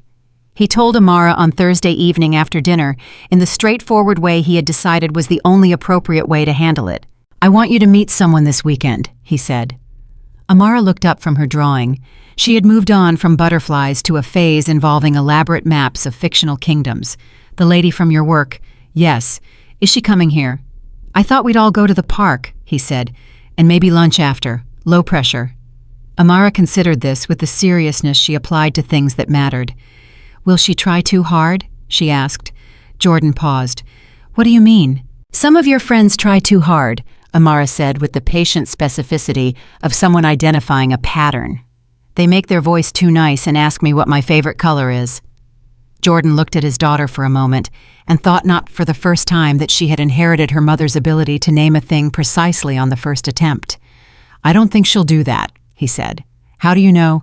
"Because she doesn't try too hard at work either," he said. She just shows up and does the thing." Amara appeared to file this under acceptable evidence. "Okay," she said, "but I'm bringing my map." "You can bring your map." She went back to drawing. Jordan exhaled and went to do the dishes. He told Victoria on Friday evening. "Saturday," he said, "if that still works." "It works," she said. She was quiet for a moment. "Is there anything I should know? Anything that will help?" He thought about how to answer that. "She's going to test you," he said. "Not aggressively. She doesn't have a mean bone in her body, but she's going to watch how you handle things. She's been doing it since she was about 4, assessing people. I think she got it from..." He stopped. "From her mother.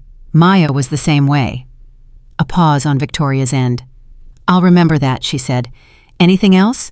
"She's currently in a phase involving elaborate fictional maps. If she shows you one, it's not an invitation to admire it politely. She wants to explain the whole thing. The political geography, the trade routes, the names of the characters who live in each region." "How long does the explanation usually take?" "Depends on how many follow-up questions you ask." "So I should ask follow-up questions." "Only if you want them," he said. "She'll know if you don't." Another pause. Jordan, "Yeah, I want them," she said simply. He believed her. They met at the park at 10:30 in the morning, the kind of October Saturday that Chicago occasionally produced, as if apologizing for the winter that was coming. Cool enough for jackets, clear enough that the light was precise and clean, the kind of light that made everything look slightly more like itself than usual. Jordan and Amara arrived first. Amara had brought the map as stated. She had also brought a small backpack that contained, as far as Jordan could determine, 3 additional drawings, a granola bar, and a stone she had found in the school parking lot that she considered important for reasons she had not fully explained. "She's not here yet," Amara observed. "She'll be here," Jordan said. "How do you know?" "Because she shows up," he said. Amara looked at him with the expression she had when she was deciding whether an adult's answer was real or performed. Then she nodded and opened her map.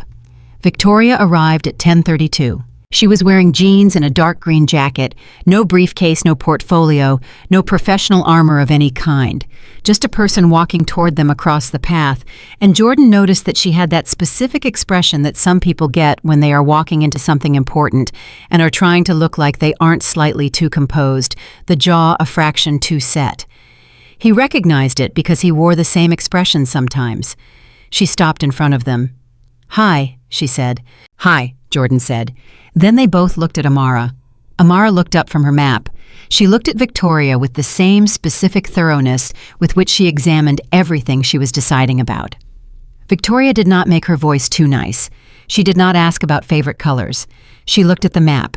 "Is that yours?" she said. "Yes," Amara said. "What is it?" "It's a map," Amara said in the tone of a person who believes this should be obvious. "Of what?" Victoria said. "Of the Kingdom of Severin," Amara said. "It's in the northern region, which is why the winters are bad. I'm still working out the trade routes in the eastern part because the mountains make it complicated." "Mountains always do," Victoria said. "What kind of mountains?" Amara looked at her for a moment. "Volcanic," she said, "but they haven't erupted in 300 years." "So they're dormant," Victoria said. "Not totally. There are still hot springs. That's where the eastern people get their heat in the winter." She held the map out slightly. "You can see them here, these small circles." Victoria leaned in and looked. "What do the people in the east trade with the people in the north?" she asked. Amara's eyes lit up with the specific light that appears in people's eyes when they realize the person in front of them is going to make them explain the whole thing. "Okay, so the hot springs make the soil better," she started. Jordan stood 2 feet away and watched his daughter explain her fictional kingdom's agricultural economics to the CEO of a technology company who was listening with absolute unhurried attention. He was quiet for the entire 20 minutes. He was not needed. They walked for a while after.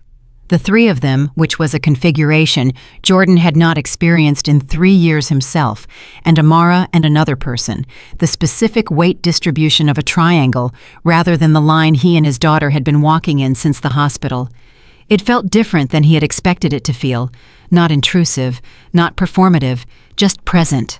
Amara walked between them for part of it, then ran ahead to investigate something near the edge of the path, and Victoria and Jordan fell into the rhythm of people who were used to talking. "She's extraordinary," Victoria said quietly. "I know," Jordan said. "I don't mean it as a compliment. I mean it as an accurate assessment." She glanced at him. "She's been running a structural analysis of me since I walked up." "I told you she would." "I know. I just didn't fully appreciate the sophistication of it until she asked me what I actually did at the company." She paused. "I gave her the job title. She said, and I'm quoting, 'But what do you actually do?'" Jordan closed his eyes briefly. "I apologize." "Don't," Victoria said. "It's the best question I've been asked in a long time." She was quiet for a moment. "I told her I tried to figure out what was broken and fix it before it got worse." "What did she say to that?" "She said, 'Oh, like my dad.'" Jordan didn't say anything. He looked at Amara, who had found whatever she had been running toward and was now examining it with the full weight of her focus. "She's going to be okay," Victoria said. "She already is, but she's going to be extraordinary." "I know," Jordan said again. This time his voice was doing something he didn't try to control. Victoria didn't comment on it. She just kept walking beside him, and that was the right thing. They got lunch afterward at a diner 2 blocks from the park, the kind of place with laminated menus and booths that had seen 40 years of Chicago families and asked no questions about who you were or why you were there. Amara ordered a grilled cheese with a side of fruit and a chocolate milk that she negotiated for with the specific diplomacy of a child who knows her father's threshold. Victoria ordered the same thing. Amara looked at her. "You like grilled cheese," she said. The question was not a question. It was an evaluation. "It's the most reliable thing on any menu," Victoria said. I've been at business dinners with food that costs $400 and wished I was eating grilled cheese." Amara considered this. "That's a lot of money for food that's not grilled cheese," she said. "It really is," Victoria agreed. Something in Amara's expression settled. Not fully. 8-year-olds did not give their full trust over grilled cheese, no matter how appropriate the response. But something settled into a position that was open rather than watchful, and Jordan saw it, and he thought about Maya, about how Maya could walk into a room full of strangers, and by the time she left have made 2 real friends, and accurately identified every person in the room who was performing rather than present. Amara had that. She had it exactly. Jordan looked at his daughter and felt the grief and the love so tangled together that he couldn't have told you where one ended and the other began, and then he looked across the table at Victoria, who was asking Amara a follow-up question about the Eastern Mountain people with the complete attentiveness of someone who genuinely wanted to know, and he thought, this is what it looks like. Not perfect, not a replacement for anything, just real. After lunch, after Amara had been delivered to a birthday party at a classmate's house with the stone from the backpack and the granola bar, and strict instructions to be kind and share the cake, Jordan drove and didn't have a specific destination. He ended up parked outside the diner, which was not a plan, but a result. He sat for a moment, then he called Victoria. She picked up on the second ring. "You're calling me 30 minutes after we saw each other," she said, and there was something in her voice that was lighter than he usually heard. "I know," he said. "I wanted to tell you something while I was still feeling it." A pause. "Okay. Thank you," he said, "for today, for the way you were with her." Jordan. "I know what you're going to say, that it was easy because she's an easy kid. And she's incredible. But I've seen people who cared about me, people who were trying, I've seen them not get it right with her. They'd be too careful or too bright, or they'd look at her and see a child who lost her mother and decide the appropriate response was extra gentleness, which she hates." He paused. "You just talked to her, like a person, like she was interesting." "She is interesting," Victoria said. I know that, but you knew it in the right way." He stopped. Reorganized. "She told me once about 2 years ago," she said, "Daddy, I don't want people to be sad about me. I want them to be interested in me." I think about that all the time. Victoria was quiet for a moment. "She told you that at 6 years old," she said. 6.5, Jordan said. She was very specific about the half. A breath that might have been a laugh that got intercepted by something else. "She's all right," Victoria said softly. "She's really all right." "Yeah," Jordan said. "She is." They were quiet together on the phone for a moment, which was something he had learned about the two of them, that they could be quiet together without it requiring filling. "Victoria," he said. I'm not afraid anymore," he said. "Of this, of where it's going." He paused. "I wanted to say that out loud because I spent a long time being afraid, and I think you should know when that changes." The silence on her end was longer this time. "Neither am I," she said, and her voice had the quality of something that had been true for a while and was being said for the first time. He drove home. What followed was not a montage. It was not a sequence of perfect moments assembled into a highlight reel of a relationship becoming real. It was actual life, which is messier and slower and more interesting than any highlight reel, and Jordan and Victoria moved through it, the way 2 careful people move through something they have both decided matters enough to take seriously. There were good evenings and difficult ones. There were weeks where work was loud and both of them were running on the specific fumes of people who carry too much and refuse to put any of it down because the thing you're carrying is important. There were conversations that got hard in the specific way conversations get hard between 2 people with strong instincts who don't always read a situation the same way. One of those conversations happened on a Sunday evening in November, 6 weeks after the park. It started over something small and escalated in the way small things escalate when they are actually not small, when they are the surface expression of something that has been sitting underneath for a while. Jordan had made a decision about a work matter without running it past Victoria, which was appropriate since he no longer reported to her directly, and it was within his authority. But the decision affected a project she was tracking closely, and she found out about it in a meeting rather than from him, and she called him that evening, and the first 30 seconds of the call made it clear she was not happy. "I'm not upset that you made the call," she said. "You had the authority, and it was the right call. I'm upset that I heard it from Claudette. You're not my supervisor anymore, Jordan said. I'm not obligated to run things by you. I didn't say obligated. I said, you said you were upset you heard it from someone else. Yes. Victoria, you can't be my CEO and you can't be both things at once. I need a wall between those two. When I'm at work, I'm a professional doing a job. When I talk to you, you're not my CEO. Those have to be different. She was quiet. I know that, she said, and he could hear her reordering, recalibrating. You're right, I know that. She stopped. It caught me off guard, and I reacted. I know, he said. I'm not mad. I just need you to know where the line is. For me. Okay, she said. That's fair. A pause. Where else are the lines? Tell me now all of them so I know. He almost smiled at that. The efficiency of it. The direct approach. Work is work, he said. Amara is mine to protect, which means I'm going to move slowly on what I let into her world, and I need you to let me set that pace. I know. And I need to know that when it gets hard, and it will get hard, different things will get hard, that you're going to tell me when something's wrong, rather than managing it. Managing it, she repeated. You manage things, he said. You're very good at it. It's one of the things that makes you exceptional at your job. But I don't need to be managed. I need to be talked to. She was quiet for a long moment. That is the most accurate, critical thing anyone has ever said to me, she said finally. You knew it was true when I said it, he said. Yes, she said. I did. A pause. I don't do it on purpose. I think I do it when I'm afraid something's going wrong and I want to get ahead of it. I know, Jordan said. But the way to get ahead of something going wrong with me is to tell me it's going wrong. I can handle hard things. I've been handling hard things for a long time. I know you can, she said. I think I forget sometimes because you make it look so... She stopped. Invisible, he said, quietly. A silence. I didn't mean it that way, she said. I know you didn't. But that's what I said. Yeah. Jordan, I'm sorry. Don't apologize, he said. Just remember it. I will, she said. And then, this is what you meant about needing to be talked to. Yes. I'm talking to you, she said. I know, he said. Me too. They stayed on the phone for another hour after that, and it was not a comfortable hour, the way the conversations that matter are rarely comfortable. But it was honest. And when they got off the phone, Jordan sat in his kitchen and thought about the fact that what had just happened was not a sign that things were going wrong.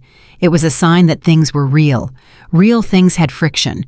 Real things required the kind of honest accounting that you only did with people you intended to keep. He texted her, still here. She replied almost immediately, still here. December came. Amara asked about Victoria 3 times in the first week of December, which was not a coincidence, given that the school had activated its full holiday sequence, and there were events and performances and crafts that required adult participation. And Mrs. Patterson was wonderful, but she was also 72, and had made it clear that her floor-sitting days were behind her. On the second Thursday of December, Amara had a holiday performance at school, a concert that involved approximately 40 third graders singing songs with varying degrees of pitch accuracy and complete precision of enthusiasm. Jordan had taken the afternoon off work. He was in the 3rd row of the school auditorium, which smelled like construction paper and gym shoes, and the specific nostalgic warmth of childhood events everywhere. He had asked Victoria if she wanted to come. He had asked her simply directly, without framing it as a big thing or a small thing. Just Amara's school concert is Thursday, if you want to come. She had said, I'll be there at 2:15. She arrived at 2:14. She sat next to him in the row of folding chairs that the school had arranged with great optimism and insufficient knowledge of adult knee clearance. She was in a dark coat, and she had her phone off. He noticed this specifically because he had seen her silence her phone in meetings and set it face down. But this was different. She had turned it completely off. He noticed that. He didn't say anything. The concert began. Amara was in the 2nd row of the chorus, slightly to the left, wearing a red sweater that Jordan had bought in October, specifically for this event, and that Amara had rejected twice before accepting. She had her hair in the 2 twists that Jordan had gotten progressively better at over the past 3 years, which Mrs. Patterson had told him last month, were looking genuinely good now, Jordan, I mean it. When Amara spotted them in the audience, she broke into a grin of the full-face variety, the kind that an 8-year-old cannot control and doesn't try to. Then she composed herself back into concert posture, which lasted approximately 4 seconds before she grinned again. Victoria made a small sound beside Jordan. He looked at her. Her expression was doing something he had not seen it do before, something quiet and full at the same time, the expression of a person receiving something they did not know they needed. He looked back at the stage. He did not say anything because there was nothing to say that would improve on the moment. The children sang 4 songs. Amara sang all 4 with the specific conviction of a child who knew every word and was not going to let the children around her be any less certain. Shooting occasional glances at the less confident singers beside her, with an expression that Jordan recognized as encouragement and the other kids probably received as gentle peer pressure. Afterward, in the small reception in the school lobby, fruit punch and cookies, the alphabet of elementary school social events, Amara found them immediately. She went to Jordan's first hug of the full-body variety, and he held her for a moment, and then she pulled back and looked at Victoria. "You came," Amara said. "I said I would," Victoria said. Amara appeared to process the distinction between "I came" and "I said I would" and came. Jordan watched her process it. "My friend Destiny says her dad never comes to the concerts," Amara said. "That's a shame," Victoria said. "He works a lot," Amara said. "My dad works a lot too, but he always comes." She said it with the complete simplicity of someone stating the rules of physics, as if "my dad always comes" was in the same category as "the sky is up." Victoria looked at Jordan briefly. He looked at his daughter. "You were great up there," he said. "I know," Amara said. "Caleb kept forgetting the words to the 3rd song, and I helped him." "I noticed," Jordan said. "That's leadership," Victoria said. Amara looked at her, reassessed, upgraded something. "Do you want a cookie?" Amara asked. "Yes," Victoria said.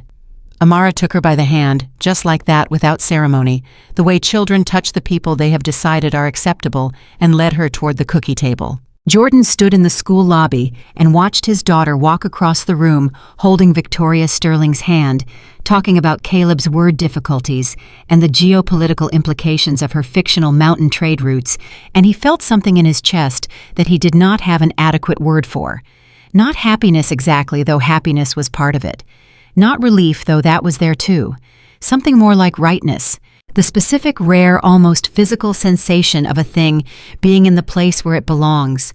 He had not felt that in 3 years. He had not expected to feel it again. He stood in that school lobby and let himself feel it completely without qualifying it or measuring it against his fear of losing it, just for that one moment. Present in it. Grateful for it. Then he walked across the room to join them. January arrived. It arrived with a cold that the weather app described as brutal, in the way that weather apps sometimes forget they are supposed to be informational rather than editorial, and with a set of professional developments that Jordan had not predicted but should have. His performance review on the new team produced numbers that Claudette delivered with the specific satisfaction of someone who has been proved correct. The project that had been sitting in a holding pattern for 6 weeks when he arrived had been resolved, implemented, and was producing measurable results. 2 additional bottleneck identifications had saved the company money that Claudette had translated into a figure she presented to the executive team in a January briefing. After the briefing, Victoria called him on his work line, which was the number she used for professional matters. The board asked who was responsible for the Q4 operational savings, she said. "What did you tell them?" "I told them the specific names of the specific people," she said, "including yours." And Richard Chambers said nothing, which is his version of acknowledgement. Jordan allowed himself a small private satisfaction. Gary Hollis said he thought we should look at an accelerated leadership track for a few people on the integration team. Victoria continued in the steady way she delivered information that she wanted him to hear accurately. "He specifically mentioned you by name." Jordan was quiet. "That came from Gary," he said, "not from you." "That came from Gary," she confirmed. "I agreed with the recommendation, but it came from Gary." He understood why she was being specific. He understood that the provenance of professional recognition mattered, that the version of this story in which Victoria advanced his career would undermine the version of this story that was actually true, which was that Jordan had earned it independently in a room that she had deliberately stayed out of. "Thank you for telling me how it happened," he said. "I need you to know things the right way," she said. "I know," he said. That's why I trust you." A brief pause. Then, in the shift of voice that marked the transition from the work line call to the other kind, "How's Amara?" "She has decided the volcanic mountains need a name," he said. "She's workshopping options. She has a list of 14 candidates that she read to me at dinner." "Which ones are in the lead?" "The Ashcrown Mountains and Mount Severn's Teeth," Jordan said. "She should go with the teeth," Victoria said. "That's what I said." "We're both right." "We are," he said. "We usually are." The sound she made when she was amused, but didn't want to encourage him too much. He smiled at his desk. "I thought about the park in October, the diner and the grilled cheese and the map, the school lobby in December, and the specific weight of Amara's hand reaching for Victoria's with the uncomplicated trust of a child who had decided. The Sunday evening phone call in November, with its honest friction, and it's still here." He thought about all the reasons he had constructed for why this wasn't possible. The title, the status, the distance between their worlds. The way certain people looked at the two of them and saw a story that made sense only as a problem, and he thought the walls I built were made of other people's limitations, and I almost stayed inside them forever. "Victoria," he said. "Yeah." "I'm glad I didn't walk away," he said.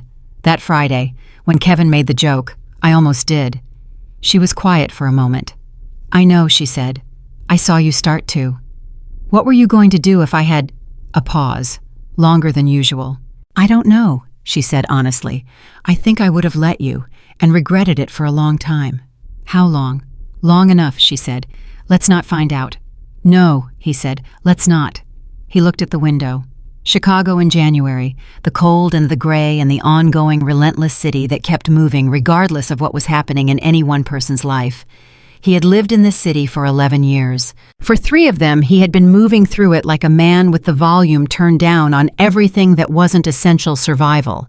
He had the volume back.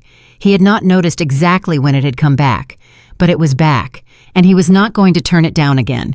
He was done with invisible. 6 months after a Friday night that was supposed to be a joke, Jordan Hayes walked into a leadership development meeting on the 28th floor, and nobody in the room looked at him like he needed an explanation for being there. That sounds like a small thing. It was not a small thing. He had spent 6 years at that company, arriving early and leaving late and solving problems that other people got credit for, and the particular quality of not needing to explain his presence in a room was something he had not realized he was missing until the morning.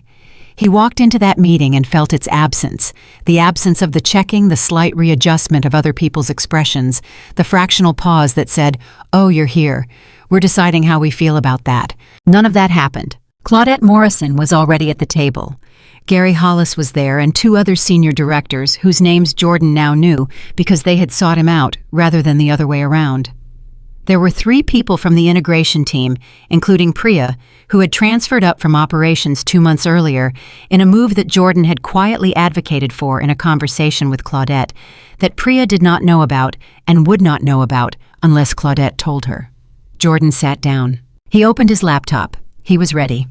Claudette started the meeting, and it moved at the pace of meetings run by people who respect everyone's time, which was the only kind of meeting Jordan had any patience for. They covered the Q1 operational projections, a vendor contract renewal that needed renegotiation, and a new cross-departmental initiative that was going to require exactly the kind of granular process thinking that Jordan had been doing quietly for years. When they reached the initiative, Claudette looked at him directly. "Hayes," she said, "this one has your name on it." "In what sense?" he said. "In the sense that you're going to lead it," she said. "Formally. Project lead full authority team of your choosing from the integration roster." She said it the way she said everything factually efficiently without performance. "The executive team approved it last week." Jordan looked at her. He looked at Gary Hollis, who gave him one small nod, the nod of a man who has been in enough rooms to know when something is right, and said so at the appropriate moment. He looked at Priya, who was doing the specific thing young professionals do when they are trying to look like they already knew about something they just found out. "Okay," Jordan said. "Any questions?" Claudette said.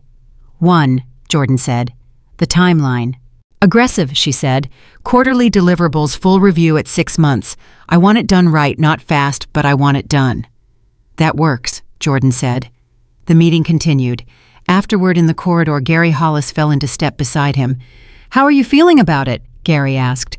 Jordan considered the question seriously because Gary Hollis was a man who asked serious questions and deserved serious answers. "Ready," Jordan said. "I've been doing this work without the title for a long time." "I know," Gary said. "That's why you have the title now." He paused. "For what it's worth, Hayes and I know you're not the kind of man who needs a lot of external validation, so I'll say it once and then I'll move on. What happened here over the past 6 months required real character, not just skill, character." Jordan looked at him.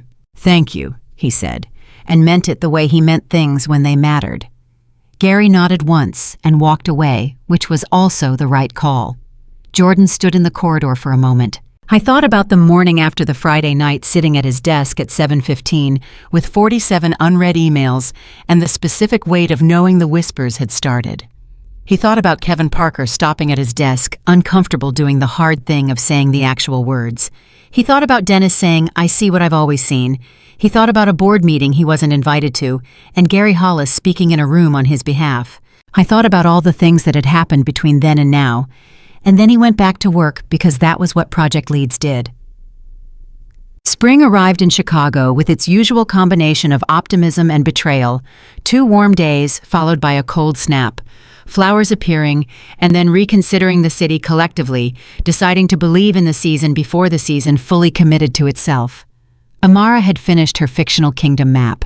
This was announced at dinner on a Thursday evening with the gravity of a completed major work, which was exactly what it was.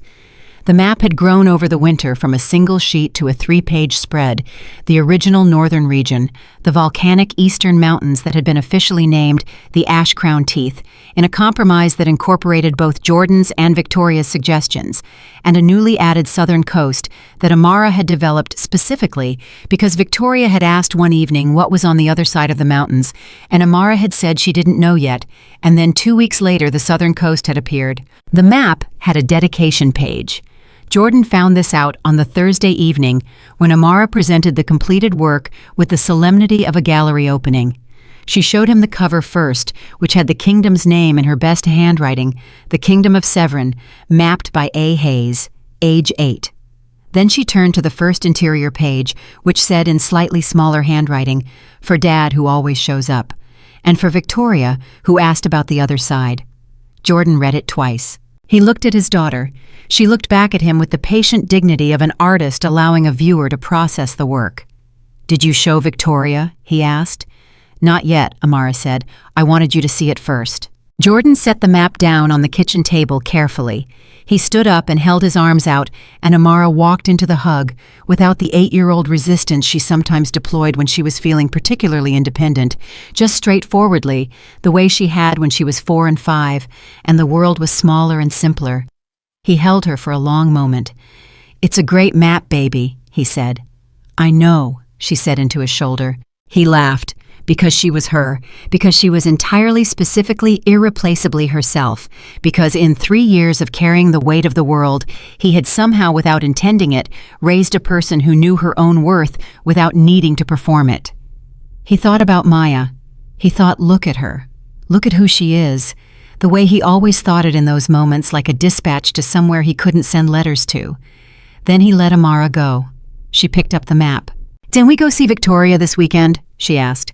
"Yeah," Jordan said. "We can do that." "I want to show her the southern coast," Amara said. "She hasn't seen it yet." "I'll let her know we're coming," he said. Amara went back to her room. Jordan picked up his phone. He typed, "Amara finished the map. There's a southern coast and a dedication page. Then after a moment, she wants to show you this weekend." The reply came quickly. "I'll be there." Then, "What's on the southern coast?" He smiled. "You'll have to let her tell you," he typed. "I can wait," she replied. The weekend visit was the first time Victoria had come to Jordan's apartment. This was not an accident either. Jordan had thought carefully about the sequencing of things, the park first, the diner, the school concert, and then only after Amara had accumulated enough evidence to form her own judgment, the more interior spaces. His apartment was not a grand space. It was a two-bedroom in a building that was clean and well-maintained and entirely ordinary, with Amara's artwork covering more of the available wall space than Jordan had planned for when they moved in, and a kitchen that smelled on weekends like whatever Jordan was cooking, and a living room where the furniture had been chosen for durability and comfort rather than appearance. He had not cleaned it to a standard he would not normally maintain. He had cleaned it to the standard he actually maintained, which was thorough, because he was someone who found it easier to think in an ordered space, but not performative. He wanted Victoria to see the real version. She arrived at 11 on Saturday. She brought nothing except herself and a paperback book that she handed to Amara without preamble the moment Amara opened the door, a novel about a girl who made maps of impossible places. Amara looked at the cover. She looked at Victoria. "How did you know?" she said. "I didn't know for certain," Victoria said. "I made an educated guess." Amara turned the book over, read the back, turned it over again. "Thank you," she said, with the specific gravity of an 8-year-old, accepting a gift that was precisely correct. "You're welcome," Victoria said. She stepped inside. Jordan watched her take in the apartment in the particular way she took things in quickly, thoroughly, without commentary. He watched her see Amara's artwork on the walls, the school photograph on the bookshelf, the coffee mug Amara had painted for his birthday that still sat on the counter because he used it every morning and always would. He watched her see all of it and not say anything except, "Your place is good." Not beautiful or lovely or any of the things people said when they were evaluating rather than experiencing. Just "your place is good," the way you said it about a place that felt like the people who lived in it. "Thanks," Jordan said. He made coffee. Amara set up the map on the kitchen table with the specific architecture of a curator arranging an exhibition, the 3 pages in order, the dedication page visible, the southern coast positioned so that it would be the last thing revealed rather than the first. Victoria sat across from Amara. Amara explained the southern coast. Jordan stood at the counter with his coffee and listened to his daughter describe the fishing communities and the trade winds and the particular flower that grew only on the southern cliffs and was used in the eastern mountain rituals, and he listened to Victoria ask questions, real ones, detailed ones, the kind you asked when you were paying attention, and he felt the morning settle around him like something he would want to remember later. When Amara took her new book to her room, she had started it on the couch while Jordan and Victoria talked, read approximately 4 pages, then announced she needed to be in her room to continue because the kitchen had too much noise, by which she meant their conversation, which was not particularly loud. Jordan and Victoria sat at the kitchen table with their coffee cups and the map still spread between them. "She dedicated it to me," Victoria said. "I know," Jordan said. "I didn't expect that." "I did," he said. "She doesn't do things she doesn't mean. If she put it in writing, she meant it." Victoria looked at the dedication page. For Victoria, who asked about the other side. "I asked one question," she said. "You asked the right question," Jordan said. "That's the whole thing with her. Ask the right question and she'll build you a coastline." Victoria looked up from the page. Her expression was doing the thing it had done in the school lobby in December, the full and quiet thing. The thing he didn't have a word for that he had come to understand was what Victoria Sterling looked like when she had stopped performing and was simply entirely present. "I love her," Victoria said. She said it simply, not dramatically, not with the weight of an announcement or the tentativeness of an admission, just the plain statement of a thing that was true. Jordan looked at her across the kitchen table. I thought about the first time he had seen her photograph in the company email, about the first time she had stopped at his desk and said, "Walk me through what you found," about the coffee station, about 14 months of slow accumulation, about a restaurant and a dare and a room full of people who thought they were watching a joke. "I know," he said. "Does that—" She paused, chose words carefully. "Is that okay to say?" "Victoria," he said, "you're sitting in my kitchen. You drove across the city to look at an 8-year-old's map. You brought the right book." He held her gaze. "Yeah, it's okay to say." She exhaled slowly. He reached across the table and covered her hand with his. They sat like that for a while in the kitchen on a Saturday morning with the map of the Kingdom of Severin. Between them and Amara's voice, faintly audible from her room as she read, she had started narrating the story quietly to herself, which was something she did when she was fully absorbed, her voice barely above a murmur, a sound Jordan associated completely with safety and home. He did not need this moment to be anything other than what it was. He just needed to be in it. The company's annual awards ceremony happened in March, 8 months after the Friday night at the restaurant. Jordan had attended it twice before, both times as a person filling a seat at a table present and appropriate and entirely unremarked upon. He had eaten the food and heard the names called and applauded and gone home. This year his name was called, not for a secondary recognition or a departmental mention. The Operational Excellence Award company-wide, with a specific citation that Claudette had written and that Gary Hollis had co-signed, detailing the project outcomes and the cost savings and the vendor restructuring that had affected 4 departments and 2 regional offices.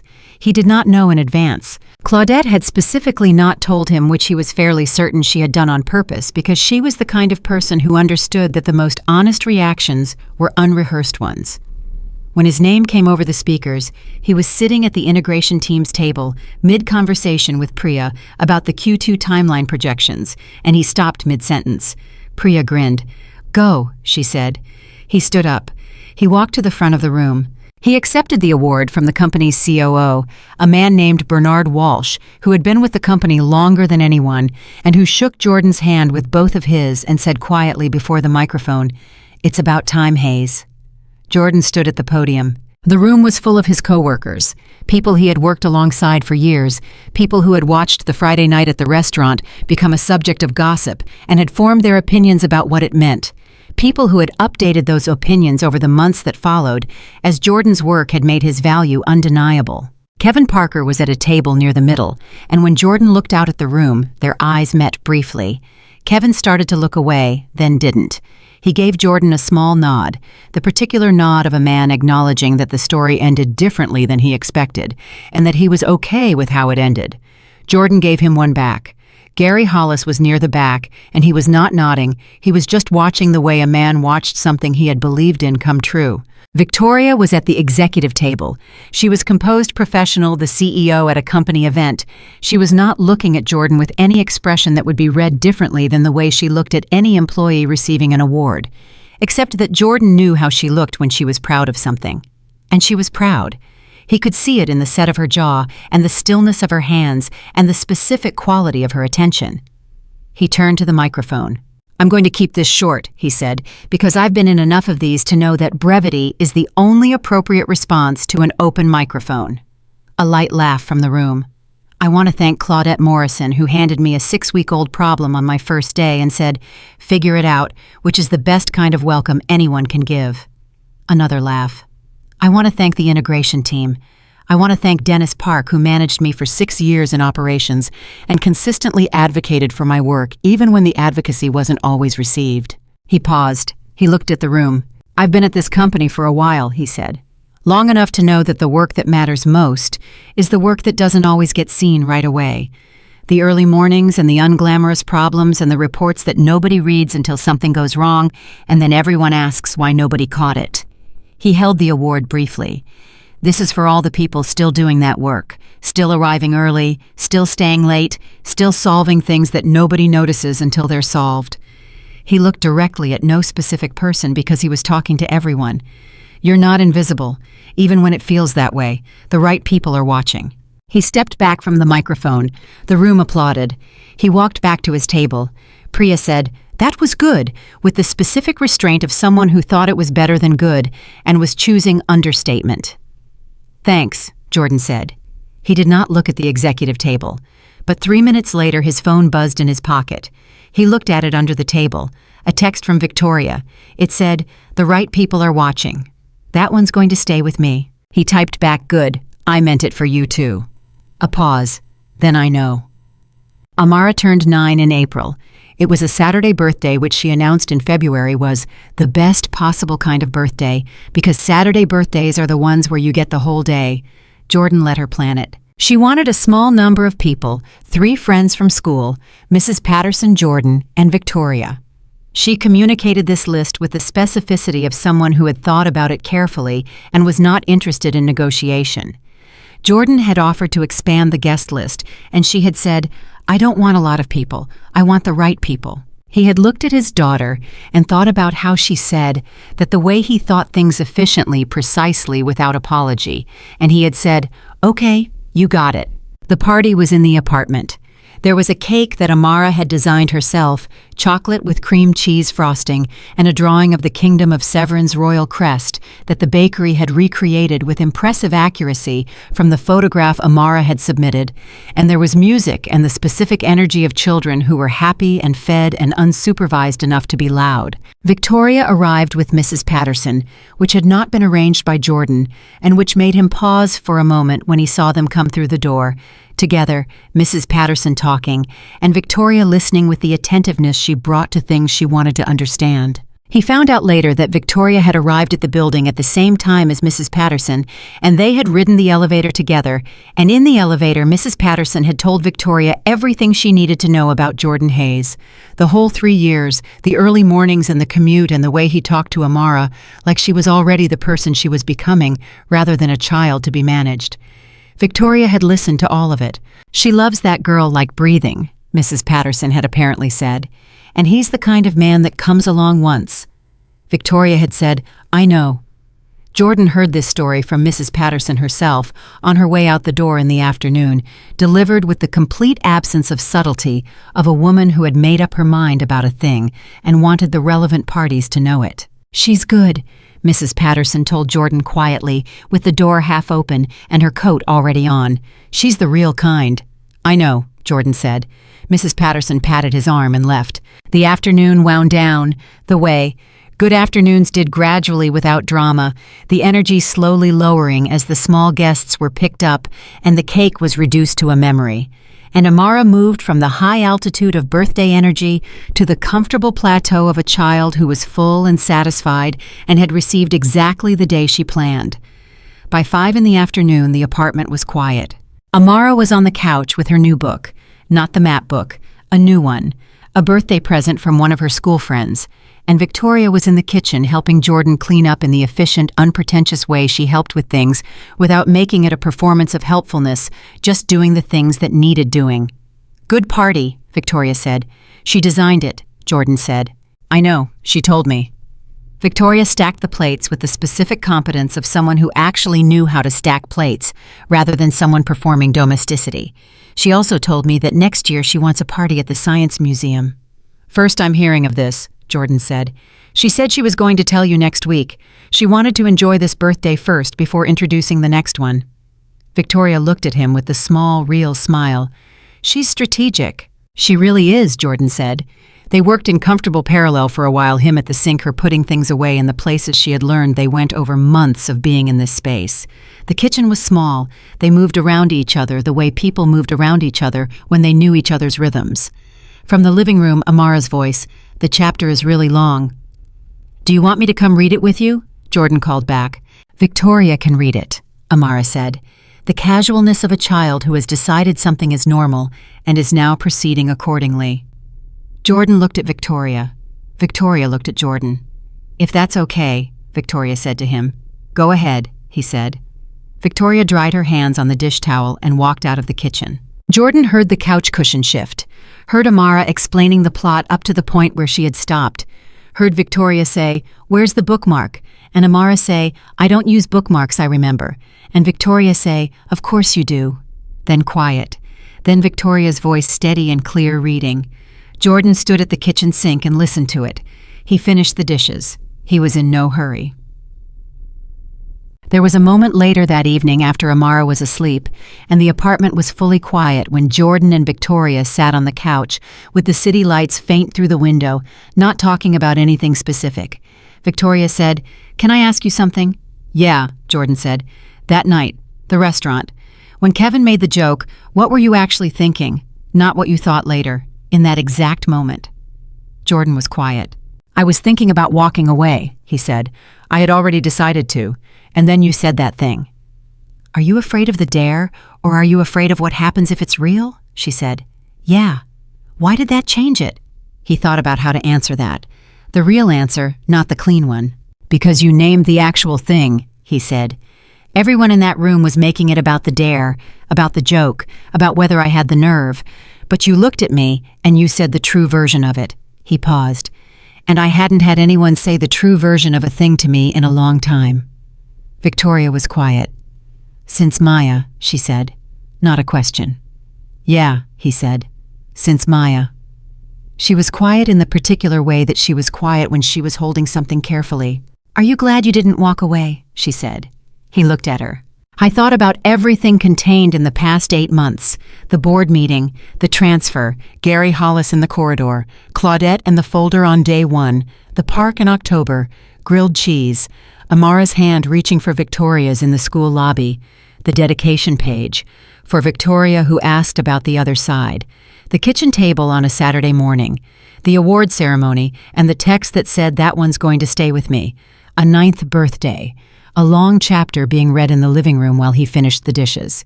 I thought about being the man nobody saw. He thought about the woman everyone saw, but nobody looked at. He thought about what it had cost both of them to stop pretending, and what it had given them. "Yeah," he said. "I'm glad." She looked at him with the full, quiet expression, the real one, the one with nothing managed about it. "Me too," she said. He reached over and took her hand. She held on. Outside Chicago moved through its ordinary Saturday night loud and ongoing, and entirely indifferent to any one life inside it. The city did not care about the Friday night at the restaurant or the board meeting or the award ceremony or a 9th birthday or a girl asleep in the next room with a book she was reading without a bookmark because she remembered. But Jordan did. He held all of it. He held it the way you held the things that had cost you something to get to, not lightly, not carelessly, but with the full weight of your hands and the knowledge of what it meant to almost let it go. I was 34 years old. He was a single father who was no longer quite as single. He was a man who had spent years being invisible and had finally, in the most unexpected possible way, been seen, not because he performed himself differently, not because he changed who he was, or shrank himself, or pretended the distance between their worlds didn't exist, but because he stopped pretending it was uncrossable, and because she had been standing on the other side of it, waiting for him to stop pretending for longer than either of them had admitted. The dare was supposed to be a joke. The joke was supposed to embarrass him. And instead, a man who had spent 3 years carrying the world in silence had put it down long enough to let someone else stand beside it with him. And that someone had not walked away. She was still there, right here, holding on. And Jordan Hayes, the man nobody saw coming, was exactly where he was supposed to be.